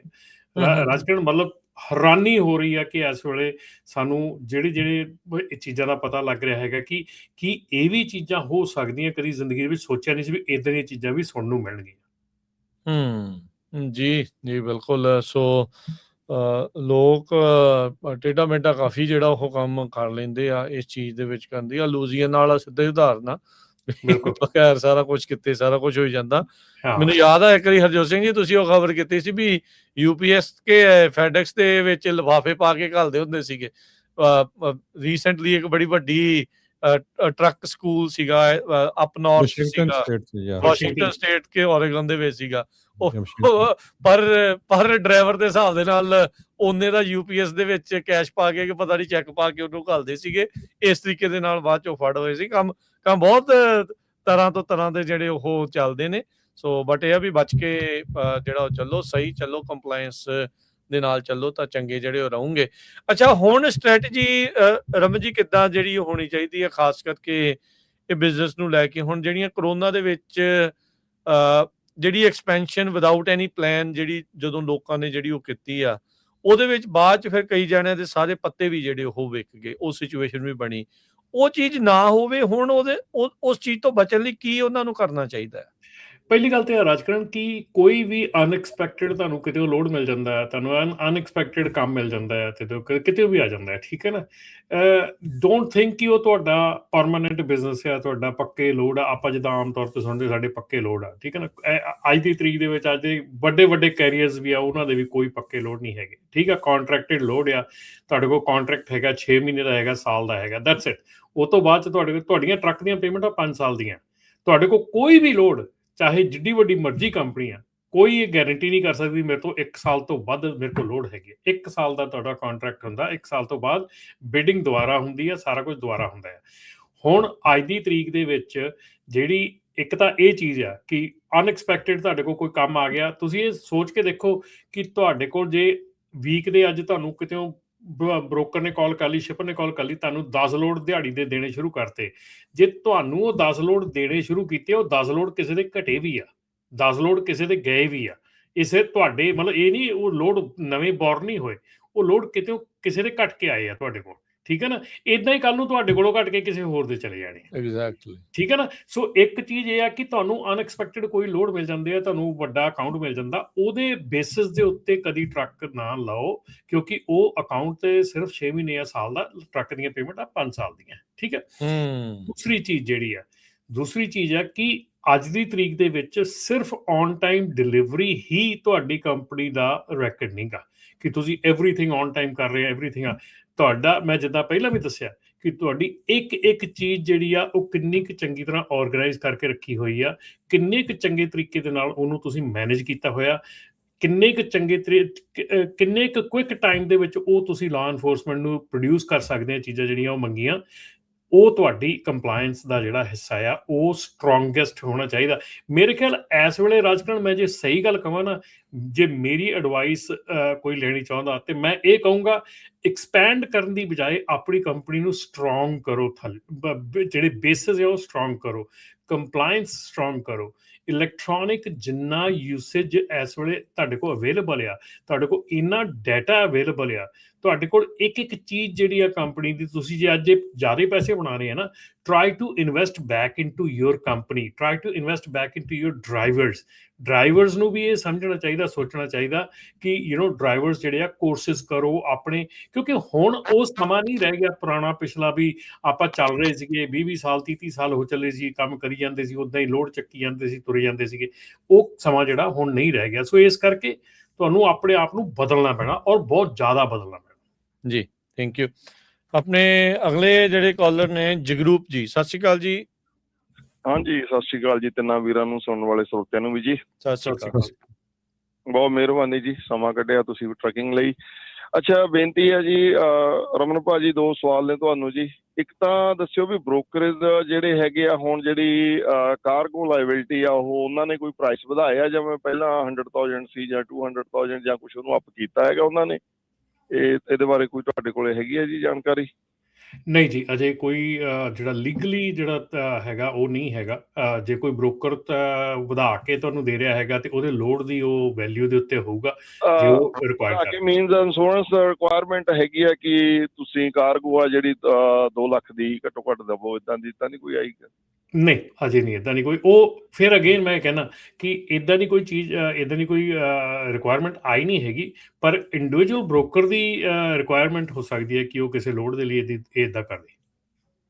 ਠੀਕ ਹੈ ਜੀ, ਧੰਨਵਾਦ ਜੀ। ਥੈਂਕ ਅੱਛਾ, ਯੂ। ਦੂਜੀ ਬੇਨਤੀ ਦੱਸਿਓ ਜੀ ਵੀ ਜਿਵੇਂ ਹੁਣ ਆਪਾਂ ਅੱਗੇ ਵੀ ਇਸ ਵਿਸ਼ੇ ਤੇ ਮੈਂ ਕਈ ਮਹੀਨੇ ਪਹਿਲਾਂ ਵੀ ਤੁਹਾਡੇ ਨਾਲ ਗੱਲਬਾਤ ਹੋਈ ਸੀ, ਇਹਦੇ ਤੇ ਕੋਈ ਦੁਬਾਰਾ ਕੋਈ ਅਪਡੇਟ ਆਈ ਹੈ? ਕਿਉਂਕਿ ਜਿੰਨੀਆਂ ਵੀ ਇੰਸ਼ੋਰੈਂਸ ਕੰਪਨੀਆਂ ਜਦੋਂ ਆਪਾਂ ਇੰਸ਼ੋਰੈਂਸ ਰਿਨਿਊ ਕਰਵਾਉਂਦੇ ਆ, ਉਹ ਤੁਹਾਡੇ ਤੋਂ ਮੰਗਦੇ ਆ ਕਿ ਤੁਹਾਡੀ ਸਾਲ ਦੇ ਵਿੱਚ ਜਾਂ ਪਿਛਲੇ 2 ਸਾਲ ਦੇ ਵਿੱਚ ਤੁਹਾਡੀ ਟਰੱਕ ਦੀ ਇੰਸਪੈਕਸ਼ਨ ਪਾਸ ਹੋਈ ਹੋਵੇ। ਹੁਣ ਪਹਿਲਾਂ ਤਾਂ ਆਪਣੇ ਇੱਥੇ ਫਰੀਜ਼ਨੋ 'ਚ ਵੀ ਸੀ, ਬਾਕੀ ਸ਼ਹਿਰਾਂ ਦੇ ਵਿੱਚ ਵੀ ਹੋਣੇ ਆ, ਤੇ ਆਪਾਂ ਜਾਂਦੇ ਸੀਗੇ ਵਲੰਟੀਅਰਲੀ, ਉਹ ਕਰਦੇ ਸੀਗੇ। ਆਪਾਂ ਇੱਕ ਦਿਨ ਪਹਿਲਾਂ 2 ਹੁੰਦੇ ਸੀ, ਫਿਰ 1 ਹੋ ਗਿਆ। ਹੁਣ ਸਾਰੇ ਤਕਰੀਬਨ ਬੰਦ ਹੋ ਗਈ, ਵਲੰਟੀਅਰਲੀ ਉਹ ਕਰਦੇ ਨਹੀਂ ਹੈਗੇ ਇੰਸਪੈਕਸ਼ਨ ਟਰੱਕਾਂ ਦੀ। ਜਦੋਂ ਸਕੇਲ ਤੇ ਅਸੀਂ ਆਪਣੀ ਮਰਜ਼ੀ ਨਾਲ ਟਰੱਕ ਨਹੀਂ ਲਿਜਾ ਸਕਦੇ, ਉੱਥੋਂ ਮੋੜ ਦਿੰਦੇ ਆ, ਤੇ ਜਦੋਂ ਉਹ ਕੱਢਦੇ ਆ ਤਕਰੀਬਨ 99% ਚਾਂਸਸ ਹੁੰਦੇ ਆ ਕਿ ਮਾੜੀ ਮੋਟੀ ਕਿਤੇ ਨਾ ਕਿਤੇ ਕੋਈ ਮਾਈਨਰ ਜੀ ਪ੍ਰੋਬਲਮ ਨਿਕਲ ਆਵੇ ਟਰੱਕ 'ਚ। ਕਦੇ ਕੋਈ ਏਅਰ ਹੋਜ਼ ਮਾੜੀ ਟੱਚ ਹੋਈ ਵੀ ਹੈ, ਕਦੇ ਕੋਈ ਰੱਬ ਹੋਈ ਆ, ਕੋਈ ਲੀਕ ਹੈ, ਜਾਂ ਲੱਕਲੀ ਹੁੰਦਾ ਕਿ ਜੇ ਤੁਸੀਂ ਲੱਕੀ ਹੋ ਕਿ ਤੁਹਾਡਾ ਸਟਿੱਕਰ ਲੱਗ ਜਾਵੇ, ਨਹੀਂ ਲੱਗਦਾ ਨਹੀਂ। ਫਿਰ ਇਹਨਾਂ ਚੀਜ਼ਾਂ ਦਾ ਹੱਲ ਇੱਕ ਆਮ ਟਰੱਕਰ, ਛੋਟੀ ਕੰਪਨੀ ਜਾਂ ਕੋਈ ਓਨਰ ਆਪਰੇਟਰ ਆ, ਜਿਹਨੂੰ ਜਿਹੜਾ ਸੀ ਚਲਾਉਂਦਾ, ਉਹਨੂੰ 2 ਸਾਲ ਨਹੀਂ ਸਕੇਲ ਤੇ ਕੱਢਦੇ, ਫਿਰ ਉਹ ਸਟਿੱਕਰ ਕਿੱਦਾਂ ਲਵਾਊ? ਉਹ ਕਿੱਦਾਂ ਇਹ ਚੀਜ਼ਾਂ ਆਪਣੀਆਂ ਜਿਹੜੀਆਂ ਆਪਣਾ ਸਕੋਰ ਅਪ ਕਰੂਗਾ? ਇਹਨਾਂ ਦਾ ਕੀ ਹੱਲ ਹੋਊਗਾ ਜੀ ਫਿਊਚਰ 'ਚ, ਕੀ ਸੋਚਦੇ ਹੋ? ਇਹ ਬਹੁਤ ਵਾਰੀ ਆਪਣਾ ਭਾਜੀ ਮੈਂ ਸਵਾਲ ਜਿਹੜਾ ਆ ਪੁੱਛਿਆ ਹੈਗਾ, ਬਹੁਤ ਵਾਰੀ ਮੇਰੀ ਗੱਲ ਹੋਈ ਆ, CHP ਨਾਲ ਵੀ ਹੋਈ ਆ, ਦੂਜੇ ਲਾਅ ਇਨਫੋਰਸਮੈਂਟ ਨਾਲ ਵੀ ਹੁੰਦੀ ਆ। ਮੋਸਟਲੀ ਜਿਹੜਾ ਜਵਾਬ ਹੁੰਦਾ ਉਹ ਯੂਨੈਨਿਮਸ ਹੈਗਾ ਕਿ ਵੋਲੰਟਰੀ ਇੰਸਪੈਕਸ਼ਨ ਅਸੀਂ ਨਹੀਂ ਕਰਦੇ ਹੈਗੇ। We want to inspect the truck when it is in operation as is. ਸੋ ਹੁਣ ਕਈ ਵਾਰੀ ਜਿਹੜੀ ਮੇਰੀ ਹੁਣ ਗੱਲ ਹੋਈ ਆ ਉਹਦੇ ਵਿੱਚ ਇਹ ਉਹ ਕਹਿੰਦੇ ਆ ਕਿ when people they come for voluntary inspection they bring the clean truck in, it's their intent to clean it up and bring it in and then pass the clean inspection. ਸੋ ਉਹ ਇੰਟੈਂਸ਼ਨਸ ਜਿਹੜੀਆਂ ਹੈਗੀਆਂ ਉਹ ਜਿਹੜੀਆਂ ਅਸੀਂ ਨਹੀਂ ਚਾਹੁੰਦੇ। ਅਸੀਂ ਚਾਹੁੰਦੇ ਹਾਂ ਕਿ ਜਦੋਂ ਲਾਈਵ ਟਰੱਕ ਸੜਕ ਤੇ ਚੱਲ ਰਿਹਾ ਉਦੋਂ ਇੰਸਪੈਕਟ ਕੀਤਾ ਜਾਵੇ। ਇਹ ਕੁਛ ਇੱਕ ਇੰਸਪੈਕਟਰਸ ਦੀ ਮੈਨੂੰ ਜਿਹੜੀ ਇਹ ਫੀਡਬੈਕ ਮਿਲੀ ਆ। CHP ਦੀ ਸੇਮ ਹੀ ਫੀਡਬੈਕ ਹੈਗੀ ਆ ਕਿ ਸਾਡੇ ਕੋਲ ਮੈਨ ਪਾਵਰ ਹੈ ਨਹੀਂ ਗੀ, ਅਸੀਂ ਪਹਿਲਾਂ ਪ੍ਰਾਇੋਰਟੀ ਸਾਡੀ, ਔਰ ਉਹਨਾਂ ਦੀ ਵੀ ਇੱਕ ਲੈਵਲ ਤੇ ਉਹਨਾਂ ਦੀ ਵੀ ਇਹੋ ਹੀ ਜਵਾਬ ਹੁੰਦਾ ਕਿ ਸਾਡੀ ਪ੍ਰਾਇੋਰਟੀ ਉਸ ਟਰੱਕ ਦੇ ਲਈ ਹੈ ਜਿਹੜਾ ਟਰੱਕ ਇਸ ਵੇਲੇ ਲਾਈਵ ਸੜਕ ਦੇ ਉੱਤੇ ਜਾ ਰਿਹਾ ਹੈਗਾ ਲਾਈਵ ਲੋਡ ਲੈ ਕੇ, ਜਾਂ ਉਹਨਾਂ ਡਰਾਈਵਰਸ ਲਈ ਸਾਡੀ ਪ੍ਰਾਇੋਰਟੀ ਹੈਗੀ ਆ, ਨਾ ਕਿ ਜਿਹੜਾ ਬੰਦਾ ਹੁਣ ਜਦੋਂ ਆਪਾਂ ਟਰੱਕ ਦੀ ਇੰਸਪੈਕਸ਼ਨ ਇੱਦਾਂ ਲੈ ਕੇ ਜਾਂਦੇ ਹਾਂ ਵੋਲੰਟਰੀ ਆ ਨਾ, ਉਹ ਤੇ ਆਪਾਂ ਬੇਸਿਕਲੀ ਇਹ ਹੁੰਦਾ ਵੀ ਨਹਾ ਧੋ ਕੇ ਆਪ ਵੀ ਤੇ ਟਰੱਕ ਵੀ ਪੂਰਾ ਲਿਸ਼ਕਾ ਕੇ ਚਮਕਾ ਕੇ ਆਪਾਂ ਲੈ ਕੇ ਜਾਣਾ just to get the clean. Raman ਭਾਜੀ ਗੱਲ ਇਹ ਆ ਨਾ, ਬੇਸਿਕਲੀ ਉਹ ਵੀ ਤਾਂ ਇਹੀ ਚਾਹੁੰਦੇ ਆ ਵੀ ਤੁਹਾਡੇ ਟਰੱਕ ਦੀਆਂ ਬ੍ਰੇਕਾਂ, ਟਾਇਰ, 에ਅਰ ਲੀਕੇਜ ਨਾ ਹੋਵੇ, ਕੋਈ ਆਇਲ ਲੀਕ ਨਾ ਹੋਵੇ। ਆਪਾਂ ਬੇਸਿਕਲੀ ਤਾਂ ਅਗਲਾ ਰਿਪੇਅਰ ਕਰਕੇ 100% ਹੀ ਲੈ ਕੇ ਜਾਂਦਾ, ਇਹੀ ਉਹ ਚਾਹੁੰਦੇ ਆ ਵੀ ਸੜਕ ਤੇ ਆਉਣ ਤੋਂ ਪਹਿਲਾਂ ਟਰੱਕ ਰੈਡੀ ਹੋਵੇ। ਆ ਇਹ ਗੱਲ ਹੈ ਵੀ ਮਾੜੀ ਮੋਟੀ ਲੀਕੇਜ ਜਦੋਂ ਆਪਾਂ ਵਾਸ਼ ਕਰਾ ਲੈਂਦੇ ਆ ਉਨੀ ਕੁ ਜ਼ਰੂਰ ਪ੍ਰੋਬਲਮ ਹਟਦੀ ਆ, ਪਰ ਜੇ ਡਰਮ ਮਾੜੇ ਨੇ ਉਹ ਤਾਂ ਬੰਦਾ ਲੈ ਕੇ ਵੀ ਡਰਮ ਬ੍ਰੇਕਸ ਜਾਂ ਬਾਕੀ ਚੀਜ਼ਾਂ, 에ਅਰ ਲੀਕ ਤਾਂ ਉਹ ਵੀ ਉਹਦਾ ਠੀਕ ਕਰਵਾ ਕੇ ਹੀ ਜਾਂਦਾ ਨਾ। ਚਲੋ ਖੈਰ, ਉਹ ਆਪਾਂ ਉਹ ਤੋਂ ਮੈਂ ਤਾਂ ਸਿਰਫ ਇਹ ਕਹਿ ਰਿਹਾ, ਜੇ ਤੁਹਾਡੀ ਅੱਗੇ ਤੋਂ ਇਦਾਂ ਦੀ ਵਿਚਾਰ ਹੋਵੇ ਤੁਸੀਂ ਇਹ ਪੱਖ ਰੱਖ ਸਕਦੇ ਹੋ, ਕਿਉਂਕਿ ਮੈਂ ਤੁਹਾਨੂੰ ਸਵਾਲ ਨਹੀਂ ਕਰ ਰਿਹਾ, ਮੈਂ ਚਲੋ ਸੁਝਾਅ ਰੂਪ 'ਚ ਆ ਵੀ ਇਹ ਚੀਜ਼ਾਂ ਤਾਂ ਆਪਾਂ ਰਿਪੇਅਰ ਕਰਾ ਕੇ ਹੀ ਉੱਥੇ ਤੱਕ ਪਹੁੰਚਦੇ ਹਾਂ। ਇੱਕ ਹੋਰ ਚਲੋ ਮੰਨਿਆ ਵਲੰਟਰੀ ਤੌਰ ਤੇ ਉਹਨਾਂ ਨੇ ਨਹੀਂ ਕਰਨੀ, ਕੀ ਤੁਹਾਨੂੰ ਲੱਗਦਾ ਨਹੀਂ ਵੀ ਜੇ ਇਹਦੇ $50 ਪਰ ਇੰਸਪੈਕਸ਼ਨ ਉਹ ਚਾਰਜ ਵੀ, ਕਿਉਂਕਿ ਸਾਡੀਆਂ ਇੰਸ਼ੋਰੈਂਸਾਂ ਬਹੁਤ ਅੱਪ ਜਾਂਦੀਆਂ, ਇੰਸ਼ੋਰੈਂਸ ਵਾਲੇ ਕਹਿੰਦੇ ਆ ਜੀ ਪੂਰਾ 2 ਸਾਲ ਤੋਂ ਤੁਹਾਡੇ ਇਸ ਟਰੱਕ ਦੀ ਇੰਸਪੈਕਸ਼ਨ ਹੀ ਨਹੀਂ ਹੋਈ, ਜਾਂ ਕਈ ਵਾਰ ਇਸ਼ੂ ਬਣਦੇ ਆ। ਸੋ ਹਰਜੋਤ ਭਾਜੀ ਵੀ ਇਸ ਲਾਈਨ 'ਚ ਇੰਸ਼ੋਰੈਂਸ 'ਚ ਇਹ ਵੀ ਕੁਛ ਸੁਝਾਅ ਦੇ ਸਕਦੇ ਆ ਵੀ ਕੀ ਹੱਲ ਹੋ ਸਕਦਾ ਇਹਨਾਂ ਮਸਲਿਆਂ ਦਾ? ਜੀ ਬਿਲਕੁਲ। ਇਹ ਜੇ ਦੇਖੋ ਇਹ ਜਿਹੜੀ ਚੀਜ਼ ਹੈਗੀ ਹੈ ਨਾ, ਇਹਦੇ ਉੱਤੇ ਡੈਫੀਨੇਟਲੀ ਮੇਰੇ ਖਿਆਲ ਜਿੰਨੀ ਵਾਰੀ ਵੀ ਮੇਰੀ ਮੁਲਾਕਾਤ ਹੋਈ ਹੈ, ਚਾਹੇ DOT ਨਾਲ ਹੋਈ ਆ, ਚਾਹੇ ਸਾਡੀ local law enforcement local state agencies ਨਾਲ ਹੋਈ ਆ, ਉਦੋਂ ਇਹ ਗੱਲ ਜ਼ਰੂਰ ਹੁੰਦੀ ਆ ਕਿ ਇੰਸਪੈਕਸ਼ਨ ਜਿਹੜੀ ਆ ਰਿਕੁਆਇਰਡ ਕੀਤੀ ਜਾਂਦੀ ਆ ਬ੍ਰੋਕਰ ਵੱਲੋਂ ਵੀ, ਇੰਸ਼ੋਰੈਂਸ ਕੰਪਨੀਆਂ ਵੱਲੋਂ ਵੀ, ਪਰ ਇੰਸਪੈਕਸ਼ਨ ਕਈ ਵਾਰੀ ਹੁੰਦੀ ਨਹੀਂ, ਬਿਲਕੁਲ ਨਹੀਂ ਹੁੰਦੀ ਹੈਗੀ। ਸੋ ਉਹਦੇ ਲਈ ਅਗੇਨ ਇਹ ਔਨ ਗੋਇੰਗ ਕਾਨਸਟੈਂਟ ਪ੍ਰੋਬਲਮ ਵੀ ਹੈਗੀ ਆ ਤੇ ਇਸ਼ੂਜ਼ ਵੀ ਹੈਗੇ ਆ। ਮੇਰੇ ਖਿਆਲ ਕਈ ਕਮੈਂਟਸ ਵੀ ਆਪਣੇ ਉੱਤੇ ਆ ਰਹੇ ਹੈਗੇ ਕਿ ਇੱਕ ਵਾਰੀ I-5 ਤੇ ਰਨ ਕਰਕੇ ਦੇਖੋ, 2 ਗੇੜੇ ਲਾਓ, ਤੁਹਾਡੀ ਇਨਸਪੈਕਸ਼ਨਾਂ 2 ਤਾਂ ਹੋ ਹੀ ਜਾਣੀਆਂ ਪੱਕੀਆਂ। ਸੋ ਹੁਣ I-5 ਤੇ ਹੀ ਜਾਣਾ ਪਊ ਸਾਹਿਬ ਨੂੰ। ਠੀਕ ਹੈ ਜੀ। ਹੁਣ ਤੱਕ ਧੱਕੇ ਦੇ ਨਾਲ ਹੀ ਰੂਟ ਬਦਲਣਾ ਪਊ। ਨਹੀਂ, ਇਹ ਤਾਂ ਗੱਲ ਪੱਕੀ ਆ ਭਾਜੀ। ਮੈਂ ਵੀ ਜਦੋਂ I-5 ਤੇ ਜਾਵੇ, ਇਨਸਪੈਕਸ਼ਨ ਦਾ ਜਿੱਦਾਂ ਮਤਲਬ ਕਿ ਤੁਹਾਨੂੰ ਹੁੰਦਾ ਵੀ ਹਰ ਦੂਜੇ ਤੀਜੇ ਗੇੜੇ ਤੁਹਾਡੀ ਇਨਸਪੈਕਸ਼ਨ ਹੋ ਹੀ ਲੈ, ਬਸ ਇਹ ਕੰਮ ਚੱਲਦਾ ਰਹਿੰਦਾ। ਸੋ ਐਨੀਵੇ ਠੀਕ ਲਿਖਿਆ ਜੀ, ਚਲੋ ਉਧਰ ਜ਼ਿਆਦਾ ਹੁੰਦੀ ਹੈ। ਚਲੋ ਹਾਂਜੀ, ਪਰ ਆਪ ਹੀ ਕਰਿਓ ਕੰਟੀਨਿਊ। ਹਾਂਜੀ, ਨਹੀਂ ਪਰ ਆਪਣੇ ਵੱਲੋਂ ਆਪਾਂ ਪੂਰੀ ਕੋਸ਼ਿਸ਼ ਕਰਾਂਗੇ ਵੀ ਜਦੋਂ ਵੀ ਆਪਣੀ ਲਾ ਇਨਫੋਰਸਮੈਂਟ ਨਾਲ ਜਾਂ ਕਿਸੇ ਵੀ ਏਜੰਸੀ ਨਾਲ ਮੀਟਿੰਗ ਹੁੰਦੀ ਹੈ, ਇਸ ਚੀਜ਼ ਦੇ ਉੱਤੇ ਆਪਾਂ ਡੈਫੀਨੇਟਲੀ ਪਹਿਲਾਂ ਵੀ ਗੱਲ ਕਰਦੇ ਰਹਿੰਦੇ ਤੇ ਹੁਣ ਵੀ ਕਰਾਂਗੇ। ਹਾਂ, ਥੋੜਾ ਜਿਹਾ ਇਹਦੇ ਤੇ ਪੱਖ ਰੱਖਿਓ, ਕਿਉਂਕਿ ਸਾਰੇ ਬੰਦੇ I-5 ਤੇ ਨਹੀਂ ਚੱਲ ਸਕਦੇ, ਸਭ ਦੀਆਂ ਮੁਸ਼ਕਲਾਂ ਆਪੋ ਆਪਣੀਆਂ ਨੇ। ਤੇ ਇੱਕ ਬੇਨਤੀ ਚਲੋ ਫਾਈਨਲ ਮੈਂ ਆਖੀਰ ਚ ਕਰਾਂ ਜੀ, ਵੀ ਜਿੰਨੇ ਵੀ ਸਾਡੇ ਵੀਰ ਡਰਾਈਵਰ ਨੇ ਇਸ ਟਾਈਮ, ਦੇਖੋ ਅੱਗੇ ਅਸੀਂ ਬਹੁਤ ਤੋਹਮਤਾਂ ਲਾਤੀਆਂ ਵੀ ਸਾਡੇ ਨਵੇਂ ਬੱਚਿਆਂ ਨੇ ਆਹ ਕਰਤਾ ਉਹ ਕਰਤਾ। ਹੁਣ ਇਸ ਟਾਈਮ ਜਿੰਨੇ ਡਰਾਈਵਰ ਨੇ ਉਹ ਗ੍ਰੀਨ ਕਾਰਡ ਨੇ, ਜਾਂ ਜਿਨ੍ਹਾਂ ਨੂੰ 5-7-10 ਸਾਲ ਹੋ ਗਏ ਨੇ ਆਇਆਂ ਨੂੰ ਟਰੱਕਿੰਗ 'ਚ ਵੀ ਤੇ ਅਮਰੀਕਾ 'ਚ ਵੀ, ਉਹ ਲੋਕ ਨੇ। ਸੋ ਬੇਨਤੀ ਆ, ਲੋੜਾਂ ਦੇ ਰੇਟ ਅਪ ਡਾਊਨ ਹੁੰਦੇ ਰਹਿਣੇ ਆ, ਕਦੇ ਵੱਧ ਗਏ ਕਦੇ ਘਟ ਗਏ, ਪੇ ਵੀ ਕਦੇ ਵੱਧ ਗਈ ਘਟ ਗਈ। ਟਿਕ ਕੇ ਬੇਨਤੀ ਆ, ਉਹ ਇੱਕ ਜਗ੍ਹਾ ਕੰਮ ਕਰਿਓ, ਹਨਾ। ਬਾਂਦਰ ਟਬੂਸੀਆਂ ਮਾਰਨੀਆਂ ਛੱਡ ਦਿਓ ਵੀ ਉਹਨੇ 5 ਸੈਂਟ ਵਧਾਤੇ ਜੀ, ਮੈਂ ਸਿਟੀਜ਼ਨ ਆ, ਉਹਨੇ ਕਰਤੇ। ਕਿਰਪਾ ਕਰਕੇ ਇਮਾਨਦਾਰੀ ਨਾਲ ਟਿਕੇ ਰਹੋ। ਜਿਹੜਾ ਤੁਹਾਨੂੰ 5 ਸੈਂਟ ਵਧਾ ਕੇ ਲੈ ਕੇ ਜਾਊ ਉਹ ਪੇ ਨਹੀਂ ਕਰਦਾ। ਮੇਰੇ ਤਜਰਬੇ ਕੱਢੇ ਹੋਏ ਨੇ, ਮੁੜ ਕੇ ਮੈਂ ਡਰਾਈਵਰ ਉਹ ਪਿੱਟਦੇ ਦੇਖਿਆ ਜੀ, ਸਾਨੂੰ ਵਿੱਚ ਪਾਓ ਤੁਸੀਂ, ਸਾਡੇ ਜੀ ਇੰਨੇ ਗੇੜਿਆਂ ਦੀ ਤਨਖਾਹ ਮਾਰ ਲਈ, ਅਸੀਂ ਕਿਹੜੀ ਕੋਰਟ 'ਚ ਜਾਈਏ। ਪੈਣਾ ਤੁਹਾਨੂੰ ਉਹੀ ਕੁਛ ਪੱਲੇ ਆ ਜਿਹੜਾ ਤੁਹਾਨੂੰ ਇਮਾਨਦਾਰੀ ਨਾਲ ਕਰਦਾ, ਕਿਉਂਕਿ ਜਿਹੜੀ ਕੰਪਨੀ ਲੀਗਲ ਪੇ ਕਰਦੀ ਆ ਉਹ W2 ਤੇ ਕੰਮ ਕਰਕੇ ਕੋਈ ਰਾਜੀ ਨਹੀਂ ਹੈਗਾ। W2 ਜਾਂ ਬਾਕੀ ਚੀਜ਼ਾਂ ਜਿੰਨੀਆਂ ਹੁਣ ਰਮਨ ਭਾਜੀ ਇੱਕ ਕੰਪਨੀ ਦੀ ਰਿਕੁਆਇਰਮੈਂਟ ਦੱਸਦੇ ਆ, ਉਹ ਪੂਰੀ ਕਰਦੇ ਆ, ਉਸ ਲੈਵਲ ਤੱਕ ਪੇ ਹੀ ਨਹੀਂ ਕਰ ਸਕਦਾ ਜਿਹੜਾ ਕਿ ਇੱਕ ਕੰਪਨੀ ਕੁਛ ਵੀ ਨਹੀਂ ਕਰ ਰਹੀ ਆਪਣੀ ਟਰੱਕਿੰਗ ਲਈ, ਹਨਾ, ਆਪਣੀ ਕੰਪਨੀ ਲਈ। ਸੋ ਉਹਨਾਂ ਦੇ ਖਰਚਿਆਂ ਨਾਲ ਤੁਸੀਂ, ਜੇ ਉਹਨਾਂ ਨੇ ਖਰਚੇ 5-7-10 ਸੈਂਟ ਵਧਾ ਕੇ ਵੀ ਤੁਹਾਨੂੰ 6 ਮਹੀਨੇ ਲਵਾ ਲਏ, ਉਹਨੇ 2-4 ਗੇੜਿਆਂ ਦੀ ਤੁਹਾਡੀ ਤਨਖਾਹ ਮਾਰ ਲਈ, ਤੇ ਤੁਹਾਡਾ ਜਿਹੜਾ ਉਹ 10 ਸੈਂਟ ਥੱਲੇ ਨਹੀਂ 20 ਸੈਂਟ ਥੱਲੇ ਆ ਜਾਣਾ ਤੁਸੀਂ। ਸੋ ਇੰਨਾ ਕੁ ਜ਼ਰੂਰ ਮੇਰੀ ਬੇਨਤੀ ਆ ਵੀ ਇਹ ਬਚਾਈਏ। ਧੰਨਵਾਦ ਵੀਰੋ। ਬਿਲਕੁਲ ਬਿਲਕੁਲ ਹਰਜੋਤ ਤੇ ਆਪਣਾ ਹਰਜੋਤ ਭਾਜੀ ਤੇ ਰਾਜਕਰਨ, ਜਿਹੜੀਆਂ ਕੰਪਨੀਆਂ ਇਸ ਵੇਲੇ 60 ਸੈਂਟ ਪੇ ਕਰਕੇ ਤੇ W2 ਦਿੰਦੀਆਂ, ਉਹਨਾਂ ਦਾ ਐਕਚੁਅਲੀ ਟੋਟਲ ਖਰਚਾ 80 ਸੈਂਟ ਦੇ ਲਾਗੇ ਪੈਂਦਾ ਹੈ। ਸੋ ਇਹ ਜਿਹੜੀਆਂ ਕੰਪਨੀਆਂ ਜਿਹੜੀਆਂ 60 ਸੈਂਟ ਦੇ ਰਹੀਆਂ ਜਾਂ 55 ਸੈਂਟ ਦੇ ਰਹੀਆਂ, ਉਹਨਾਂ ਦਾ ਐਕਚੁਅਲੀ ਖਰਚਾ ਪਾ ਕੇ 75 to 80 ਸੈਂਟ ਪੈ ਜਾਂਦਾ ਆ। ਜਿਹੜਾ ਵਰਕਰਸ ਕਾਮ ਦਾ ਖਰਚਾ ਹੈਗਾ, ਹੋਰ ਸਾਰੇ ਖਰਚੇ ਹੈਗੇ, ਪੇਰੋਲ ਐਕਸਪੈਂਸ ਹੈਗਾ, ਇਹ ਸਾਰਾ ਪਾ ਕੇ ਉੱਤੇ ਇੰਨੇ ਪੈਸੇ ਪੈਂਦੇ ਆ। ਜੇ ਕੋਈ ਤੁਹਾਨੂੰ ਕੈਸ਼ 80 ਸੈਂਟ ਦੇ ਰਿਹਾ, ਇਹਦਾ ਮਤਲਬ ਇਹ ਨਹੀਂ ਵੀ ਤੁਹਾਡੇ ਤੇ ਕੋਈ ਭਲਾਈ ਕਰ ਰਿਹਾ। ਉਹ ਤੁਹਾਡਾ ਜਿਹੜਾ ਬਹੁਤ ਵੱਡਾ ਇਨਕਮ ਦਾ ਹਿੱਸਾ, ਤੁਹਾਡੇ ਟੈਕਸ ਦਾ ਹਿੱਸਾ ਜਿਹੜਾ ਉਹ ਆਪ ਬਚਾ ਰਿਹਾ ਹੈਗਾ। ਸੋ ਇਹਦਾ ਮਤਲਬ ਇਹ ਨਹੀਂਗਾ ਕਿ ਤੁਹਾਨੂੰ ਕੋਈ ਉਹ ਬੈਨੀਫਿਟ ਦੇ ਰਿਹਾ ਹੈਗਾ। ਉਹ ਤੁਹਾਡਾ ਜਿੱਦਾਂ ਨੁਕਸਾਨ ਕਰ ਰਿਹਾ, ਉਹ ਸ਼ਾਇਦ ਤੁਹਾਨੂੰ ਆਉਣ ਵਾਲੇ 10-15 ਸਾਲਾਂ ਦੇ ਬਾਅਦ ਪਤਾ ਲੱਗਣਾ ਕਿ ਕੀ ਨੁਕਸਾਨ ਹੋ ਗਿਆ ਤੁਹਾਡਾ। ਸੋ ਡੈਫੀਨੇਟਲੀ ਜਿਹੜਾ ਆਪਣਾ ਆਪਰੇਸ਼ਨ ਹਾਈਵੇ ਸ਼ੀਲਡ ਹੋਇਆ ਹੈਗਾ, ਉਹਦੇ ਵਿੱਚ ਵੀ ਜਿਹੜੇ ਆ ਕਾਫੀ ਜਿਹੜੇ ਡਰਾਈਵਰਸ ਆ ਉਹਦੇ ਵਿੱਚ ਕੱਢੇ ਗਏ ਹੈਗੇ ਆ। ਜਿਹੜੀਆਂ ਐਮਫੈਸਿਸ, ਜਿਹੜਾ ਜ਼ੋਰ ਦਿੱਤਾ ਗਿਆ ਇਸ ਵੇਲੇ ਇਹਦੇ ਉੱਤੇ, ਉਹ ਹੈਗਾ CDL ਵੈਰੀਫਿਕੇਸ਼ਨ, ELDT ਡਾਕੂਮੈਂਟੇਸ਼ਨ। ਇਹ ਇੱਕ ਜਿਹੜਾ ਪਾਰਟ ਹੈਗਾ, ਇਹ ਆਪਾਂ ਬੜੇ ਚਿਰ ਤੋਂ ਗੱਲ ਕਰਦੇ ਸੀ। ELDT entry level driver training documentation, ਕਿ ਤੁਸੀਂ ਕਿੱਥੋਂ ਟ੍ਰੇਨਿੰਗ ਲਈ ਆ ਤੇ ਉਹਦਾ ਤੁਹਾਡਾ ਡਾਕੂਮੈਂਟ ਕੀ ਹੈਗੇ ਆ। English proficiency, medical certification, immigration verification where applicable, drug and alcohol compliance, ਤੇ hours of service. Hours of service is top of the top most ਜਿਹੜੀ ਆਪਣੀ ਜਿਹੜੀ ਆ ਇਹ ਵਾਇਲੇਸ਼ਨ ਰਹੀ ਹੈਗੀ ਆ। ਇੱਥੇ ਮੈਡੀਕਲ ਵੈਰੀਫਿਕੇਸ਼ਨ, ਮੈਡੀਕਲ ਸਰਟੀਫਿਕੇਸ਼ਨ ਦੀ ਗੱਲ ਇੱਕ ਵਾਰੀ ਫਿਰ ਮੈਂ ਕਰਦੇ ਹਾਂ ਕਿ ਜਿਹੜਾ ਮੈਡੀਕਲ ਕਾਰਡ ਹੈਗਾ ਆ, ਮੈਡੀਕਲ ਜਿਹੜਾ ਤੁਹਾਡਾ ਹੁਣ ਹੈਗਾ ਆ, ਇਹਦੇ ਵਿੱਚ ਜੇ ਤੁਸੀਂ ਕੈਲੀਫੋਰਨੀਆ ਦੇ ਵਿੱਚ, ਖਾਸ ਕਰਕੇ ਕੈਲੀਫੋਰਨੀਆ ਦੇ ਲਈ ਇਹ ਜਿਹੜਾ ਅਪਡੇਟ ਹੈ, ਕਿਉਂਕਿ ਕੈਲੀਫੋਰਨੀਆ ਜਿਹੜੀ ਆ ਉਹ ਪਹਿਲਾਂ ਇਹਦੇ ਵਿੱਚ ਪਾਰਟਿਸਿਪੇਟ ਨਹੀਂ ਸੀ ਕਰ ਰਹੀ। ਅਕਤੂਬਰ 10 ਦੀ ਡੇਟ ਸੀ, ਪਰ ਕੈਲੀਫੋਰਨੀਆ ਵਾਲਿਆਂ ਨੇ ਐਤਕੀ ਪਹਿਲਾਂ ਹੰਬੜਾ ਮਾਰ ਲਿਆ ਔਰ ਕੰਪਲਾਇੰਟ ਹੋ ਗਿਆ। ਸੋ ਕੈਲੀਫੋਰਨੀਆ ਦੇ ਵਿੱਚ ਜੇ ਤੁਸੀਂ ਰਹਿ ਰਹੇ ਆ, ਤੁਹਾਡਾ ਮੈਡੀਕਲ ਸਰਟੀਫਿਕੇਟ, ਜਿਹੜਾ ਮੈਡੀਕਲ ਕੋ ਜਦੋਂ ਹੁੰਦਾ, ਤੁਹਾਡਾ ਮੈਡੀਕਲ ਐਗਜ਼ਾਮੀਨਰ ਜਿਹੜਾ ਆ ਉਹ ਰਿਸਪਾਂਸਿਬਲ ਹੈਗਾ, ਰਿਕੁਆਇਰਡ ਬਾਈ ਲਾਅ ਹੈਗਾ ਕਿ ਉਹਨਾਂ ਨੂੰ ਜਿਹੜਾ ਤੁਹਾਡਾ ਮੈਡੀਕਲ ਆ ਉਹ ਡਾਇਰੈਕਟਲੀ ਨੈਸ਼ਨਲ ਰਜਿਸਟਰੀ ਨੂੰ ਸਬਮਿਟ ਕਰਨਾ, ਜਿਹਦੇ ਥਰੂ ਉਹ FMCSA ਨੂੰ ਜਾਣਾ ਆ। ਸੋ ਇਹ ਚੀਜ਼ ਜਿਹੜੀ ਆ, ਇਹ ਬਿਲਕੁਲ ਸਾਨੂੰ ਬਹੁਤ ਕਾਲਸ ਆਈਆਂ ਪਿਛਲੇ ਵੀਕ ਦੇ ਵਿੱਚ ਕਿ ਸਾਡਾ ਮੈਡੀਕਲ ਜਿਹੜਾ ਅਪਡੇਟ ਕਰ ਦਿਓ।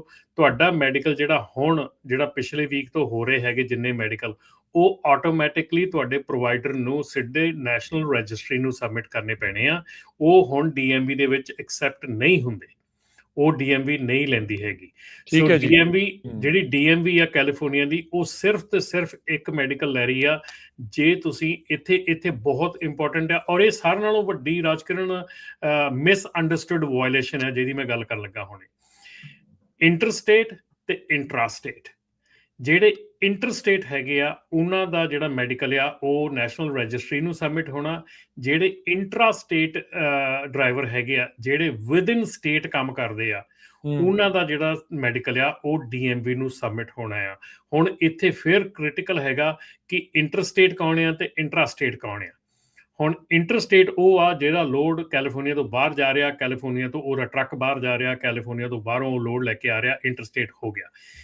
ਇੰਟਰਾਸਟੇਟ ਸਿਰਫ ਉਹ ਲੋਡ ਹੈਗੇ ਆ ਜਿਹੜੇ ਲੋਡ ਤੁਹਾਡੇ ਓਰੀਜਿਨੇਟ ਕੈਲੀਫੋਰਨੀਆ 'ਚ ਹੋਏ ਆ ਤੇ ਖਤਮ ਵੀ ਕੈਲੀਫੋਰਨੀਆ 'ਚ ਹੋ ਰਹੇ ਆ। ਜੇ ਤੁਹਾਡਾ ਲੋਡ ਜਿਹੜਾ ਆ ਉਹ ਕੈਲੀਫੋਰਨੀਆ ਦੇ ਬਾਹਰੋਂ ਆਇਆ, ਜਿੱਦਾਂ ਆਪਾਂ ELD ਦੇ ਵਿੱਚ ਇਹ ਐਕਸੈਪਸ਼ਨ ਸੀਗੀ, ਜੇ ਲੋਡ ਤੁਹਾਡਾ ਕੈਲੀਫੋਰਨੀਆ ਦੇ ਬਾਹਰੋਂ ਆਇਆ ਜਾਂ ਤੁਹਾਡਾ ਲੋਡ ਚੱਕਿਆ ਕੈਲੀਫੋਰਨੀਆ ਦੇ ਬਾਹਰ ਜਾ ਰਿਹਾ, ਤੇ ਤੁਸੀਂ ਇੰਟਰਸਟੇਟ ਡਰਾਈਵਰ ਹੋ ਜਾਂਦੇ ਆ। ਜੇ ਤੁਹਾਡਾ ਲਾਇਸੈਂਸ ਜਿਹੜਾ ਰਿਸਟ੍ਰਿਕਟਡ ਹੈਗਾ, ਹੁਣ ਮੰਨ ਲਓ 21 ਸਾਲ ਦਾ ਬੱਚਾ ਆ, 21 ਸਾਲ ਤੋਂ ਥੱਲੇ ਵਾਲੇ ਜਿਹੜੇ ਇੱਥੇ ਵਿਦਿਨ ਸਟੇਟ ਕੰਮ ਕਰਦੇ ਆ, ਜੇ ਉਹਨਾਂ ਨੂੰ ਤੁਸੀਂ ਕੋਈ ਲੋਡ ਚੁਕਾਉਣੇ ਆ ਜਿਹੜਾ ਲੋਡ ਬਾਹਰੋਂ ਆਇਆ ਹੈਗਾ, ਔਰ ਉਹਨੂੰ ਬਾਹਰੋਂ ਆਏ ਲੋਡ ਨੂੰ ਉਹਨੂੰ ਕਹਿੰਦੇ ਕਿ ਲੋਕਲ 10 ਮੀਲ ਤੇ ਉਹਤੇ ਡਿਲੀਵਰ 20 ਮੀਲ ਤੇ ਡਿਲੀਵਰ ਕਰਨਾ ਹੈ, ਉੱਥੇ ਕਰਿਆ, ਜੇ ਉਹਨੂੰ ਪੁਲਿਸ ਰੋਕ ਲੈਂਦੀ ਆ, ਉਹਨੂੰ ਟਿਕਟ ਜਿਹੜੀ ਆ ਵਾਇਲੇਸ਼ਨ ਮਿਲੂਗੀ ਕਿ ਉਹਦੇ ਲਾਇਸੈਂਸ ਜਿਹੜਾ ਹੈਗਾ ਉਹ ਇੰਟਰਾਸਟੇਟ ਹੈਗਾ, ਪਰ ਲੋਡ ਜਿਹੜਾ ਉਹ ਕਰ ਰਿਹਾ ਉਹ ਇੰਟਰਸਟੇਟ ਲੋਡ ਕਰ ਰਿਹਾ ਹੈਗਾ। ਸੋ ਉਹ ਵਾਇਲੇਸ਼ਨ ਉਸ ਡਰਾਈਵਰ ਨੂੰ ਮਿਲੂਗੀ ਔਰ ਤੁਹਾਡਾ ਜਿਹੜਾ ਸਕੋਰ ਹੈ ਕੰਪਨੀ ਦੇ ਉੱਤੇ ਜਾਊਗਾ। ਸੋ ਇਹ ਸਾਰਿਆਂ ਨਾਲੋਂ ਵੱਡੀ ਮਿਸ ਅੰਡਰਸਟੂਡ ਜਿਹੜੀ ਹੈਗੀ ਆ ਟਿਕਟ ਆ, ਵਾਇਲੇਸ਼ਨ ਆ। ਰਾਜਕਰਨ, ਜੇ ਸਿੰਪਲ ਮੈਂ ਲਫ਼ਜ਼ਾਂ 'ਚ ਦੱਸਾਂ ਨਾ, ਜਿਹੜੀਆਂ ਆਪਣੀਆਂ ਏਅਰਪੋਰਟਸ ਦੇ ਉੱਤੇ ਕੰਮ ਨਹੀਂ ਕਰਦੀਆਂ, ਮਿਨੀ ਬੱਸਿਸ, ਛੋਟੀਆਂ ਵੈਨਸ ਕੰਮ ਕਰਦੀਆਂ, ਉਹਨਾਂ ਦੇ ਡਰਾਈਵਰ ਹਮੇਸ਼ਾ ਜਿਹੜੇ ਆ ਉਹ ਇੰਟਰਾਸਟੇਟ ਹੁੰਦੇ ਆ, ਉਹ ਕਿਉਂਕਿ ਉਹ ਸਿਰਫ ਏਅਰਪੋਰਟ ਤੋਂ ਇੱਧਰ ਉੱਧਰ ਲੈ ਕੇ ਜਾਂਦੇ ਆ। ਪਰ ਜਿਹੜੇ ਬੰਦੇ ਨੂੰ ਏਅਰਪੋਰਟ ਤੋਂ ਚੱਕ ਰਿਹਾ ਉਹ ਬੰਦਾ ਜਹਾਜ਼ ਤੇ ਕਿਤੇ ਹੋਰੋਂ ਆਇਆ, ਬਾਹਰੋਂ ਸਟੇਟ ਦੇ, ਸੋ ਉਹ ਹਿਊਮਨ ਕਾਰਗੋ ਜਿਹੜਾ ਆ ਬਾਹਰੋਂ ਲੈ ਕੇ ਆ ਰਹੇ ਆ। ਟੈਕਨੀਕਲੀ ਉੱਥੇ ਟਿਕਟ ਇਸ਼ੂ ਹੁੰਦੀ ਆ ਕਿ ਤੁਹਾਡੇ ਲਾਇਸੈਂਸ ਜਿਹੜਾ ਆ ਉਹ ਹੈਗਾ ਆ ਇੰਟਰਾਸਟੇਟ ਆ ਤੇ ਤੁਸੀਂ ਇੰਟਰਸਟੇਟ ਕਾਮਰਸ ਦੇ ਵਿੱਚ ਹਿੱਸਾ ਲੈ ਰਹੇ ਆ। ਸੋ ਇਹ ਸਾਰਿਆਂ ਨਾਲੋਂ ਵੱਡੀ ਮਿਸ ਅੰਡਰਸਟੂਡ ਟਿਕਟ ਹੈਗੀ ਆ ਅੱਜ ਦੀ। ਔਰ ਇਹਦੇ ਲਈ ਤੁਸੀਂ ਜਿਹੜਾ ਜੇ 21 ਸਾਲ ਦਾ ਹੈਗਾ ਕੋਈ ਘੱਟ ਆ ਤੇ ਉਹ ਮੇਕ ਸ਼ੋਰ, ਉੱਥੇ ਹੀ ਫਿਰ ਲੋਡ ਦਾ ਜਿਹੜਾ ਰੌਲਾ ਪੈ ਜਾਂਦਾ ਕਿ ਲੋਡ, ਜੇ ਹੁਣ ਲੋਡ ਮੰਨ ਲਓ ਕਿ ਕੰਟੇਨਰ ਇੱਕ ਆਇਆ ਹੈਗਾ ਐਮਾਜ਼ੋਨ ਦਾ, ਉਹ ਐਮਾਜ਼ੋਨ ਦੇ ਵੇਅਰ ਹਾਊਸ ਦੇ ਵਿੱਚ ਆਇਆ, ਉੱਥੇ ਉਹਨਾਂ ਨੇ ਬ੍ਰੇਕ ਅਪਾਰਟ ਕਰਤਾ, ਉਹਦਾ ਦੁਬਾਰਾ ਲੋਡ ਰੀਬਿਲਡ ਕੀਤਾ, ਉਹ ਲੋਡ ਤੁਹਾਡਾ ਇੰਟਰਾਸਟੇਟ ਹੋ ਗਿਆ, ਉਹ ਵਿਦਨ ਸਟੇਟ ਹੋ ਗਿਆ। ਪਰ ਜੇ ਤੁਹਾਡਾ ਕੰਟੇਨਰ ਆਇਆ ਹੈਗਾ, ਉਹ ਪੋਰਟ ਤੇ ਲੱਥਾ ਤੇ ਤੁਸੀਂ ਕੰਟੇਨਰ ਚੱਕ ਕੇ ਤੇ ਤੁਸੀਂ ਓਕਲੈਂਡ ਤੋਂ ਤੁਸੀਂ ਲੈ ਕੇ ਗਏ ਆ ਫ੍ਰਿਜ਼ਨੋ ਜਾਂ ਇੱਥੇ ਕਿਤੇ ਲੋਕਲ ਲੈ ਕੇ ਆਏ, ਸਟਾਕਟਨ ਲੈ ਕੇ ਆਏ, ਉਹ ਤੁਹਾਡਾ ਇੰਟਰਸਟੇਟ ਲੋਡ ਬਣਦਾ ਆ। ਠੀਕ ਹੈ ਜੀ, ਠੀਕ ਹੈ ਜੀ। ਆਪਣੇ ਨਾਲ ਨਿਮਰਮਾਨ ਜੀ ਜਿਹੜੇ ਆ ਉਹ ਜੁੜ ਚੁੱਕੇ ਆ, ਉਹਨਾਂ ਦੇ ਨਾਲ ਵੀ ਆਪਾਂ ਗੱਲਬਾਤ ਕਰਦੇ ਹਾਂ। ਇੰਤਜ਼ਾਰ ਉਹਨਾਂ ਨੇ ਕਾਫੀ ਲੰਮਾ ਸਮਾਂ ਕੀਤਾ, ਉਸ ਦੇ ਲਈ ਉਹਨਾਂ ਦਾ ਅਸੀਂ ਥੈਂਕ ਯੂ ਵੀ ਕਰਦੇ ਹਾਂ। ਨਿਰਮਲ ਜੀ, ਜੀ ਆਇਆਂ ਨੂੰ ਸਵਾਗਤ ਹੈ ਜੀ। ਸਤਿ ਸ਼੍ਰੀ ਅਕਾਲ ਜੀ। ਸਤਿ ਸ਼੍ਰੀ ਅਕਾਲ, ਥੈਂਕ ਯੂ ਰਾਜਕਰਨ ਤੁਹਾਡਾ ਤੇ ਭਾਜੀ ਹਰਜੋਤ ਭਾਜੀ, ਰਮਨ ਭਾਜੀ, ਸਾਰਿਆਂ ਨੂੰ ਔਰ ਬਾਕੀ ਵੇਖਣ ਸੁਣਨ ਵਾਲੇ ਬੜੀ ਬਹੁਤ ਪਿਆਰ ਭਰੀ ਸਤਿ ਸ਼੍ਰੀ ਅਕਾਲ। ਹੁਣ ਦੇਖੋ, ਬਾਕੀਆਂ ਨੂੰ ਤਾਂ ਪਤਾ ਹੀ ਲੱਗਾ, ਹੁਣ ਤੁਹਾਨੂੰ ਵੀ ਇੰਟਰਸਟੇਟ ਤੇ ਇੰਟਰਾਸਟੇਟ ਦਾ ਜਿਹੜਾ ਹੈ ਨਾ ਉਹ ਚੀਜ਼ ਦਾ ਤੁਹਾਨੂੰ ਵੀ ਪਤਾ ਲੱਗ ਗਿਆ ਹੋਣਾ ਚਾਹੀਦਾ ਹੈ। ਜਿੰਨਾ ਕਿ ਮੈਂ ਵੇਟ ਕਰਦਾ ਹੁੰਦਾ ਨਾ ਹਰ ਵਾਰੀ, ਉਹਦੇ ਚ ਮੈਨੂੰ ਆਲਮੋਸਟ ਛੋਟਾ ਮੋਟਾ ਡਰਾਈਵਰ ਮੈਂ ਵੀ ਬਣ ਹੀ ਗਿਆ। ਚਲੋ, ਡਰਾਈਵਰਾਂ ਦੀ ਲੋੜ ਬਹੁਤ ਆ, ਫਿਰ ਤੁਹਾਨੂੰ ਵੀ ਦਵਾਉਂਦੇ ਆ ਕੰਮ ਕਿਤੇ। ਰਮਨ ਭਾਈ ਨਾ ਕਰੇ ਪ੍ਰੋਗਰਾਮ ਤੋਂ ਬਾਅਦ ਦੇ ਵਿੱਚ ਗੱਲ ਫਿਰ। ਜੀ ਜੀ ਜੀ, ਬਿਲਕੁਲ। ਹਾਂਜੀ, ਨਹੀਂ ਚਲੋ ਚੰਗੀ ਗੱਲ ਆ। ਦੇਖੋ, ਕੰਮ ਵਧੀਆ ਤੁਸੀਂ ਕਰੋ ਤਾਂ ਤੁਹਾਨੂੰ ਕੰਮ ਜਿਹੜੇ ਉਹ ਮਿਲਦੇ ਰਹਿੰਦੇ, ਬਟ ਉੱਥੇ ਨਾਲ ਦੇ ਨਾਲ ਸਿਚੁਏਸ਼ਨ ਇਹ ਵੀ ਆ ਰਮਨਜੀਤ ਤੇ ਨਿਰਮਲਮਾਨ ਜੀ ਵੀ ਅਜੇ ਵੀ ਡੈਟ ਜਿਹੜੇ ਆ ਉਹ ਖੜੇ ਨੇ। ਨੋ ਡਾਊਟ ਜਿਹੜੀ ਟਰੱਕਿੰਗ ਆ ਹੌਲੀ ਹੌਲੀ ਲੀਹ ਦੇ ਉੱਤੇ ਵੀ ਆ ਰਹੀ ਆ, ਬਾਕੀ ਇੰਡਸਟਰੀਜ਼ ਵੀ ਆ ਜਾਣਗੀਆਂ। ਇਹ ਆਪਾਂ ਆਸਾਂ ਉਮੀਦਾਂ ਜਿਹੜੀਆਂ ਉਹ ਲਾ ਕੇ ਰੱਖਦੇ ਆ। ਇਹੋ ਜਿਹੀ ਸਿਚੁਏਸ਼ਨ ਦੇ ਵਿੱਚ ਜਦੋਂ ਬੰਦੇ ਨੂੰ ਇੱਕ ਇੱਦਾਂ ਹੁੰਦਾ ਵੀ ਯਾਰ ਮੈਂ ਹੁਣ ਵੇਟ ਕਰਾਂ ਨਾ ਕਰਾਂ, ਡੈਟ ਸੈਟਲ ਕਰ ਲਈਏ, ਕੰਸੋਲੀਡੇਟ ਕਰ ਲਈਏ, ਕੀ ਕਰ ਲਈਏ, ਕੀ ਸਲਾਹ ਹੈ ਇੱਥੇ ਤੁਹਾਡੀ ਨਿਰਮਲ ਜੀ? ਬਿਲਕੁਲ, ਜੇ ਆਪਾਂ ਗੱਲ ਕਰੀਏ ਅੱਜ ਦੀ ਇਕੋਨਮੀ ਦੀ, ਤੇ ਆਈ ਥਿੰਕ ਰਮਨ ਭਾਜੀ ਵੀ ਵਾਚ ਕਰਨਗੇ ਇਸ ਗੱਲ ਵਾਸਤੇ ਕਿ ਇਸ ਟਾਈਮ ਜਿਹੜੀ ਮਾਰਕੀਟ ਇਕੋਨਮੀ ਹੈ, ਖਾਸ ਕਰਕੇ ਟਰੱਕਿੰਗ ਦੀ, ਓਵਰਆਲ ਇਕੋਨਮੀ ਤੇ ਚਲੋ ਅਜੇ ਉੱਦਾਂ ਦੀ ਹੈ, ਜ਼ਿਆਦਾ ਫਰਕ ਨਹੀਂ ਪਿਆ। ਜੇ ਟੈਕ ਇੰਡਸਟਰੀ ਦੇਖੀਏ ਤਾਂ ਕਾਫੀ ਹਾਈਵੀ ਹਿੱਟ ਹੈਗੀ, ਔਰ ਬਾਕੀ ਇੰਡਸਟਰੀ ਦੇ ਵਿੱਚ ਵੀ ਅਜੇ ਇਸ਼ੂਜ਼ ਨੇ। ਜੇ ਥੋੜਾ ਬਹੁਤਾ ਜੇ ਇੰਪਰੂਵਮੈਂਟ ਹੈ ਤਾਂ ਹੈਲਥ ਕੇਅਰ ਜਾਂ ਹਸਪਿਟੈਲਿਟੀ ਦੇ ਵਿੱਚ ਹੈਗੀ ਹੈ, ਪਲੱਸ ਆਈ ਗੈਸ ਰਮਨ ਭਾਜੀ ਟਰੱਕਿੰਗ ਦੇ ਵਿੱਚ ਵੀ ਕਾਫੀ ਇੰਪਰੂਵਮੈਂਟ ਹੈ ਅੱਗੇ ਨਾ। ਬਿਲਕੁਲ ਜੀ, ਬਿਲਕੁਲ। ਹੋਇਆ ਕੱਲ ਕੁਛ ਕਿਤੇ ਕੁਛ ਫਰੈਂਡਸ ਨੂੰ ਮਿਲਣ ਦੀ ਮੌਕਾ ਮਿਲਿਆ ਕਿਤੇ ਮੋਸਟਲੀ ਟਰੱਕਿੰਗ ਦੇ ਵਿੱਚੋਂ ਹਨ। ਉਹ 'ਚ ਹੁੰਦਾ ਹੈ ਕਿ ਜਿਹੜੇ ਲੋਕਾਂ ਨੇ ਜਿਹੜੇ ਕੁਛ ਆਪਣੇ 'ਚੋਂ ਪੁਰਾਣੇ ਕਲਾਇੰਟਸ ਵੀ ਹਨ ਆਫਕੋਰਸ, ਤਾਂ ਉਹਨਾਂ ਨੇ ਗੱਲ ਕੀਤੀ ਕਿ ਜਿਹੜੇ ਵੀ ਜਿਨ੍ਹਾਂ ਨੇ ਵੀ ਕੰਮ ਕਰਵਾ ਲਿਆ ਆਪਣਾ ਸੈਟਲ ਕਰਾ ਲਿਆ, they are back on track, they are actually thriving. ਔਰ ਕੁਛ ਅਜੇ ਵੀ ਹਨ ਕਿ ਭਾਜੀ ਹੁਣ ਮਾਰਕੀਟ ਦੁਬਾਰਾ ਇੰਪਰੂਵ ਹੁੰਦੀ ਪਈ ਹੈ, ਸਾਡਾ ਆਊਟਸਟੈਂਡਿੰਗ ਡੈਟ ਹੀ ਉਹ ਸੈਟਲ ਕਰਾ ਲਈਏ। ਸੋ ਥੋੜ੍ਹਾ ਜਿਹਾ ਆਪਣੇ ਭਾਈਚਾਰੇ 'ਚ ਰਹਿੰਦਾ ਕਿ ਜਦੋਂ ਬਿਲਕੁਲ ਗੱਲ ਸਿਰੇ 'ਤੇ ਪਹੁੰਚ ਜਾਂਦੀ ਹੈ, ਜੇ ਉਦੋਂ ਹੀ ਕਹਿੰਦੇ ਜੀ ਅੱਜ ਹੀ ਲਿਟਰਲੀ ਹੁਣੇ ਕਰਾ ਦਿਓ। ਸੋ ਥੋੜ੍ਹਾ ਜਿਹਾ ਜਿੱਦਾਂ ਅੱਗੇ ਤੁਸੀਂ ਵੀ ਕਹਿੰਦੇ ਹੁੰਦੇ, ਹਰਜੋਤ ਭਾਜੀ, ਰਮਨ ਭਾਜੀ ਕਹਿੰਦੇ ਹੁੰਦੇ ਕਿ ਥੋੜ੍ਹਾ ਪ੍ਰੋਐਕਟਿਵਲੀ ਆਪਣਾ ਕੰਮ ਪਹਿਲਾਂ ਕਰ ਲਈਏ ਜਦੋਂ ਸਿਚੁਏਸ਼ਨ ਖਰਾਬ ਹੈ। ਸੋ ਈਵਨ ਦੋ ਇਕੋਨਮੀ ਜੇ ਅਬਜ਼ ਕਰੋ ਤੇ ਇਕੋਨਮੀ ਪੇਪਰ ਤੇ ਚੰਗੀ ਲੱਗਦੀ ਪਈ ਹੈ, ਸਟਾਕ ਮਾਰਕੀਟ ਚੰਗੀ ਬੂਮ ਤੇ ਰਹਿੰਦੀ ਹੈ, ਪਰ ਜੇ ਆਪਾਂ ਗੱਲ ਸੁਣੀਏ ਜਿਮੀ ਡੈਮਨ ਦਾ ਬਿਆਨ ਆਇਆ ਸੀ ਜਾਂ ਆਪਣਾ ਵਾਰਨ ਬਫੇ ਦਾ ਵੀ, ਕਿ ਜਿਹੜੀ ਮਾਰਕੀਟ ਹੈਗੀ ਹੈ ਮੋਸਟਲੀ ਇਸ ਟਾਈਮ ਗੈਂਬਲਿੰਗ ਮਾਰਕੀਟ ਨੂੰ ਰਿਐਕਟ ਕਰਦੀ ਪਈ ਹੈ, ਇੰਨਾ ਜੂਸ ਹੈ ਨਹੀਂ ਮਾਰਕੀਟ ਦੇ ਵਿੱਚ।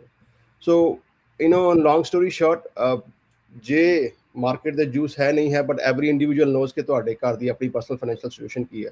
ਸੋ anyone who is paying minimum monthly credit card ਜਿਹੜੀ ਪੇਮੈਂਟ ਹੈ, ਦੈਟ ਇਜ਼ ਦਾ ਪ੍ਰੋਬਲਮ। ਉਹਨੂੰ ਆਪਾਂ ਨੂੰ ਖਤਮ ਕਰਨ ਵਾਸਤੇ ਸੋ ਅਸੀਂ ਇਹੀ ਕਹਿੰਦੇ ਹਾਂ ਕਿ ਜੇ ਤੁਹਾਡੇ 1 ਜਾਂ 2 ਮਹੀਨੇ ਜਾਂ ਮੈਕਸਿਮਮ 3 ਮਹੀਨੇ ਤੁਹਾਨੂੰ ਹੋ ਗਏ ਨੇ ਮਿਨੀਮਮ ਪੇਮੈਂਟ ਕਰਦੇ ਆ, ਤੁਸੀਂ ਸੋਚੀ ਜਾਂਦੇ ਹੋ ਕਿ ਇਹੀ ਸੋਲਿਊਸ਼ਨ ਆਪਾਂ ਅੱਗੇ ਇਹਨੂੰ ਡਰੈਗ ਅਲੋਂਗ ਕਰੀ ਜਾਵਾਂਗੇ ਹੋਰ ਸਾਲ ਨੂੰ 2 ਸਾਲ ਨੂੰ। ਔਰ ਸਿਚੁਏਸ਼ਨ ਇੱਦਾਂ ਵੇਖੀ ਹੈ ਕਿ 8-8 11-11 ਸਾਲ ਬਾਅਦ ਸਾਡੇ ਕੋਲ ਕਲਾਇੰਟ ਵਾਪਸ ਆਏ ਨੇ ਜਿਨ੍ਹਾਂ ਨੇ ਸੋਚਿਆ ਕਿ ਆਪਾਂ 2-4 ਮਹੀਨੇ ਸੈਟਲ ਕਰ ਲਾਂਗੇ। ਔਰ ਕਈ ਵਾਰ ਹੋ ਵੀ ਜਾਂਦਾ, ਆਈ ਡੋਂਟ ਸੇ ਕਿ ਇੱਦਾਂ ਨਹੀਂ ਹੁੰਦਾ, ਪਰ ਵਾਟ ਆਈ ਸੁਜੈਸਟ ਕਿ ਜਿਹੜਾ ਵੀ ਸਾਨੂੰ ਵੇਖਦਾ ਸੁਣਦਾ, ਜੇ ਤੁਹਾਨੂੰ ਡੈਟ ਦੀ ਸਿਚੁਏਸ਼ਨ ਹੈਗੀ ਹੈ, you can call us.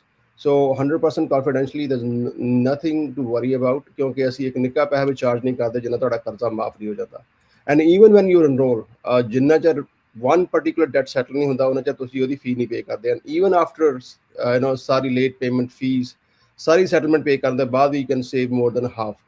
So there is nothing to worry about. ਆਪਾਂ ਪਿਛਲੇ ਤਕਰੀਬਨ 2 ਦਹਾਕਿਆਂ ਤੋਂ ਮਾਰਕੀਟ ਦੇ ਵਿੱਚ ਹੈਗੇ ਹਾਂ। So any questions regarding your debt, ਚਾਹੇ ਉਹ ਤੁਹਾਡਾ ਕ੍ਰੈਡਿਟ ਕਾਰਡ ਦਾ ਡੈਟ ਹੈ, ਚਾਹੇ ਮੈਡੀਕਲ ਡੈਟ ਹੈ, ਕੋਈ ਵੀ ਅਨਸਿਕਿਉਰ ਡੈਟ ਹੈਗਾ, ਕਾਫੀ ਇਹਦੇ 'ਚ ਆਪਣੇ ਗੱਡੀਆਂ ਦੇ ਰੀਪੋ ਜਾਂ ਇਕਵਿਪਮੈਂਟ ਗਿਆ ਹੋਇਆ, ਉਹਦਾ ਕੋਈ ਡੈਟ ਹੈਗਾ ਤਾਂ ਤੁਸੀਂ ਕਾਲ ਕਰ ਲਓ। ਨੰਬਰ ਹੈ ਸਾਡਾ 888 888 9914 888 888 9914। ਜੀ ਬਿਲਕੁਲ। ਜਿਹੜੀ ਲੇਟਲੀ ਖਬਰ ਇਹ ਆਈ ਆ ਅੱਜ, ਜਿਹੜੀ ਮੈਂ ਦੇਖ ਰਿਹਾ ਸੀਗਾ ਵੀ ਅਨਇੰਪਲੋਇਮੈਂਟ ਦੇ ਆਂਕੜੇ ਜਿਹੜੇ ਉਹ ਵਧੇ ਹੈਗੇ ਆ। ਇਨਫਲੇਸ਼ਨ ਕੰਸਿਸਟੈਂਟ ਆ, ਉਹ ਥੱਲੇ ਨਹੀਂ ਆ ਰਹੀ। ਰੀਸੈਂਟਲੀ ਜਿਹੜੇ ਰੇਟ ਸੀਗੇ, ਇੰਟਰਸਟ ਰੇਟਸ ਆ, ਉਹ ਵੀ ਸਟੇਬਲ ਰੱਖੇ ਆ, ਉਹ ਵੀ ਵਧਾਏ ਨਹੀਂ ਜਾਂ ਘਟਾਏ ਨਹੀਂ ਆ। ਸੋ ਇਹ ਸਾਰੀ ਸਿਚੁਏਸ਼ਨ ਇਕੋਨਮੀ ਬਾਰੇ ਆਪਾਂ ਨੂੰ ਓਵਰਆਲ ਕੀ ਥੋੜ੍ਹਾ ਜਿਹਾ ਦੱਸਦੀ ਹੈ, ਜੇ ਤੁਸੀਂ ਬਰੀਫਲੀ ਥੋੜ੍ਹਾ ਜਿਹਾ ਇਸ ਦੇ ਉੱਤੇ ਦੱਸੋ। ਜੀ ਬਿਲਕੁਲ। ਜਿਹੜਾ ਤੁਸੀਂ ਗੱਲ ਕੀਤੀ ਹੈ ਲੇਬਰ ਮਾਰਕੀਟ ਦੀ, ਜਿਹੜੀ ਇਸ ਟਾਈਮ ਜਿਹੜਾ ਆਪਣਾ ਅਨਇੰਪਲੋਇਮੈਂਟ ਹੈ ਉਹ ਅਰਾਊਂਡ 4.2 ਤੋਂ ਲੈ ਕੇ 4.6 ਦੇ ਅਰਾਊਂਡ ਹੈਗੀ ਹੈ। ਕਿਉਂਕਿ ਜਿਹੜੀਆਂ ਰਿਪੋਰਟਸ ਨੇ ਹਰ ਮਹੀਨੇ ਆਉਂਦੀਆਂ ਨੇ, ਪਹਿਲਾਂ ਫਿਰ ਉਹਨੂੰ ਫਿਰ ਐਡਮਿਨਿਸਟ੍ਰੇਸ਼ਨ ਕਰੈਕਟ ਕਰਦੀ ਹੈ। ਸੋ ਲੈਟਸ ਸੇ ਕਿ 4.5 ਲਾ ਲਈਏ ਆਪਾਂ, 4.5 ਵਿਚ ਇਜ਼ ਸਿਗਨੀਫਿਕੈਂਟਲੀ ਹਾਈ। ਇੰਨੀ ਜ਼ਿਆਦਾ ਅਨਇੰਪਲੋਇਮੈਂਟ ਰੀਸੈਂਟ ਟਾਈਮਸ ਦੇ ਵਿੱਚ ਆਈ ਨਹੀਂ। ਔਰ ਓਵਰਆਲ ਜਿਹੜਾ ਹਰ ਬੰਦਾ once you start ਇੱਕ ਵਾਰੀ ਤੁਸੀਂ once you're off ਜਿਹੜੇ ਬੈਨੀਫਿਟਸ ਹੁੰਦੇ ਨੇ ਅਨਇੰਪਲੋਇਮੈਂਟ ਦੇ, ਤੁਸੀਂ ਇਹ ਨਹੀਂ ਕਿ ਬੰਦਾ ਇੰਪਲੋਇਡ ਹੋ ਗਿਆ। ਸੋ ਐਕਚੁਅਲ ਜਿਹੜੀ ਜੇ if you look at the numbers, ਤਾਂ 4.5 ਜਾਂ 4.6 ਤੋਂ ਜ਼ਿਆਦਾ ਵੀ ਉਹਦੀ ਪੋਸੀਬਿਲਿਟੀ ਹੈਗੀ ਹੈ। ਔਰ ਇਨਫਲੇਸ਼ਨ ਜਿਹੜਾ ਇੱਕ ਵੱਡਾ ਹੋਰ ਹਵਾ ਬਣਿਆ ਹੋਇਆ, ਖਾਸ ਕਰਕੇ ਜਿਹੜੀ ਆ ਮਿਡਲ ਈਸਟ ਦੇ ਵਿੱਚ ਇਨਸਟੇਬਿਲਿਟੀ ਹੈ ਬਿਕਾਜ਼ ਆਫ ਐਨਰਜੀ ਕਾਸਟ, ਉਹ ਵੀ ਇੱਕ ਬਹੁਤ ਵੱਡਾ ਇਸ਼ੂ ਹੈ। Because I don't think in near future ਉਹ ਘਟਦੀ ਨਜ਼ਰ ਆਉਂਦੀ ਪਈ ਹੈ। ਸੋ ਇਹਨਾਂ ਚੀਜ਼ਾਂ ਨੂੰ ਬਿਕਾਜ਼ ਜਿਹੜਾ dollar doesn't go that for, ਜਿਹੜਾ ਪਿਛਲੇ ਸਾਲ ਜੋ ਆਪਾਂ $10 ਦਾ ਖਰੀਦਦੇ ਹਾਂ, ਅੱਜ ਸ਼ਾਇਦ ਉਹ ਸਾਨੂੰ $18 ਦਾ ਮਿਲਦਾ ਪਿਆ। ਸੋ ਦਿਸ ਇਜ਼ ਡੈਫੀਨਿਟਲੀ ਕੰਸਰਨ ਕਿ ਔਰ ਸਭ ਤੋਂ ਸੌਖਾ ਟੈਸਟ ਜਿਹੜਾ ਹੈਗਾ ਆਪਣੇ ਘਰ ਦੇ ਇੰਡੀਵਿਜੂਅਲ ਲੈਵਲ ਦੇ ਉੱਤੇ ਇਹੀ ਹੈ ਕਿ if you are having difficulty to make your payments, then there is a solution available. ਉਹਦਾ ਤੁਸੀਂ ਕਾਲ ਕਰ ਲਓ। ਕੋਸ਼ਿਸ਼ ਇਹੀ ਕਰੋ ਕਿ ਕਿਉਂਕਿ ਜਿੱਦਾਂ ਅੱਗੇ ਵੀ ਕਹਿੰਦੇ ਹੁੰਦੇ ਹਾਂ, ਤੁਸੀਂ ਵੀ ਕਈ ਵਾਰ ਕਹਿੰਦੇ ਹੁੰਦੇ ਹੋ ਕਿ ਆਫਕੋਰਸ ਕਿ ਛੋਟੇ ਸ਼ਾਰਟ ਟਰਮ ਪ੍ਰੋਬਲਮ ਵਾਸਤੇ ਜਿਹੜੀ 2-4 ਮਹੀਨੇ 5-6 ਜਾਂ ਸਾਲ ਦੀ ਵੀ ਹੋਏ, ਉਹਦੇ ਵਾਸਤੇ ਬੈਂਕਰਪਸੀ ਨਾ ਹੀ ਫਾਈਲ ਕਰੋ, ਕਿ ਬੈਂਕਰਪਸੀ ਜਿਹੜੀ 7 ਤੋਂ 10 ਸਾਲ ਤੁਹਾਡਾ ਆਉਣ ਵਾਲੇ ਟਾਈਮ ਖਰਾਬ ਕਰ ਦਿੰਦੀ ਹੈ। Rather doing that, I think that settlement is good option. ਤੁਸੀਂ ਕਾਲ ਕਰ ਲਓ, ਜਿੰਨੇ ਵੀ ਆਪਸ਼ਨ ਹੈ, ਸੈਟਲਮੈਂਟ ਹੈ, ਕੰਸੋਲੀਡੇਸ਼ਨ ਹੈ, ਚਾਹੇ ਬੈਂਕਰਪਸੀ ਹੈ, ਯੂ ਕੈਨ ਰਿਵਿਊ ਆਲ ਦੇ ਵਿਦ ਆਵਰ ਸਟਾਫ, ਔਰ ਜਿਹੜਾ ਤੁਹਾਡੇ ਵਾਸਤੇ ਬੈਸਟ ਆਪਸ਼ਨ ਹੈ ਤੁਸੀਂ ਆਪ ਪਿਕ ਕਰ ਸਕਦੇ ਹੋ। ਜੀ ਥੈਂਕ ਯੂ ਨਿਰਮਲ ਜੀ, ਥੈਂਕ ਯੂ ਹਰਜੋਤ ਜੀ, ਥੈਂਕ ਯੂ ਰਮਨ ਜੀ। ਅੱਜ ਦੇ ਪ੍ਰੋਗਰਾਮ ਦਾ ਸਮਾਂ ਵੀ ਜਿਹੜਾ ਇੱਥੇ ਹੀ ਸਮਾਪਤ ਆ। ਬਹੁਤ ਸ਼ੁਕਰੀਆ ਅਹਿਮ ਜਾਣਕਾਰੀਆਂ ਜਿਹੜੀਆਂ ਉਹ ਸਾਂਝੀਆਂ ਕਰਨ ਦੇ ਲਈ, ਤੇ ਬੜੀ ਮਿਹਰਬਾਨੀ। ਤੇ ਨਿਰਮਲ ਮਾਨ ਹੋਣਾ ਦੇ ਨਾਲ ਕੰਟੈਕਟ ਕਰਨ ਦੇ ਲਈ 888 888 9914 ਦੇ ਉੱਤੇ ਇਹਨਾਂ ਦੇ ਨਾਲ ਸੰਪਰਕ ਕਰ ਸਕਦੇ ਹਾਂ। ਬਹੁਤ ਸ਼ੁਕਰੀਆ ਤੁਹਾਡਾ ਸਾਰਿਆਂ ਦਾ, ਮਿਹਰਬਾਨੀ। ਮਿਲਦੇ ਹਾਂ ਅਗਲੀ ਵਾਰੀ। ਸਤਿ ਸ਼੍ਰੀ ਅਕਾਲ।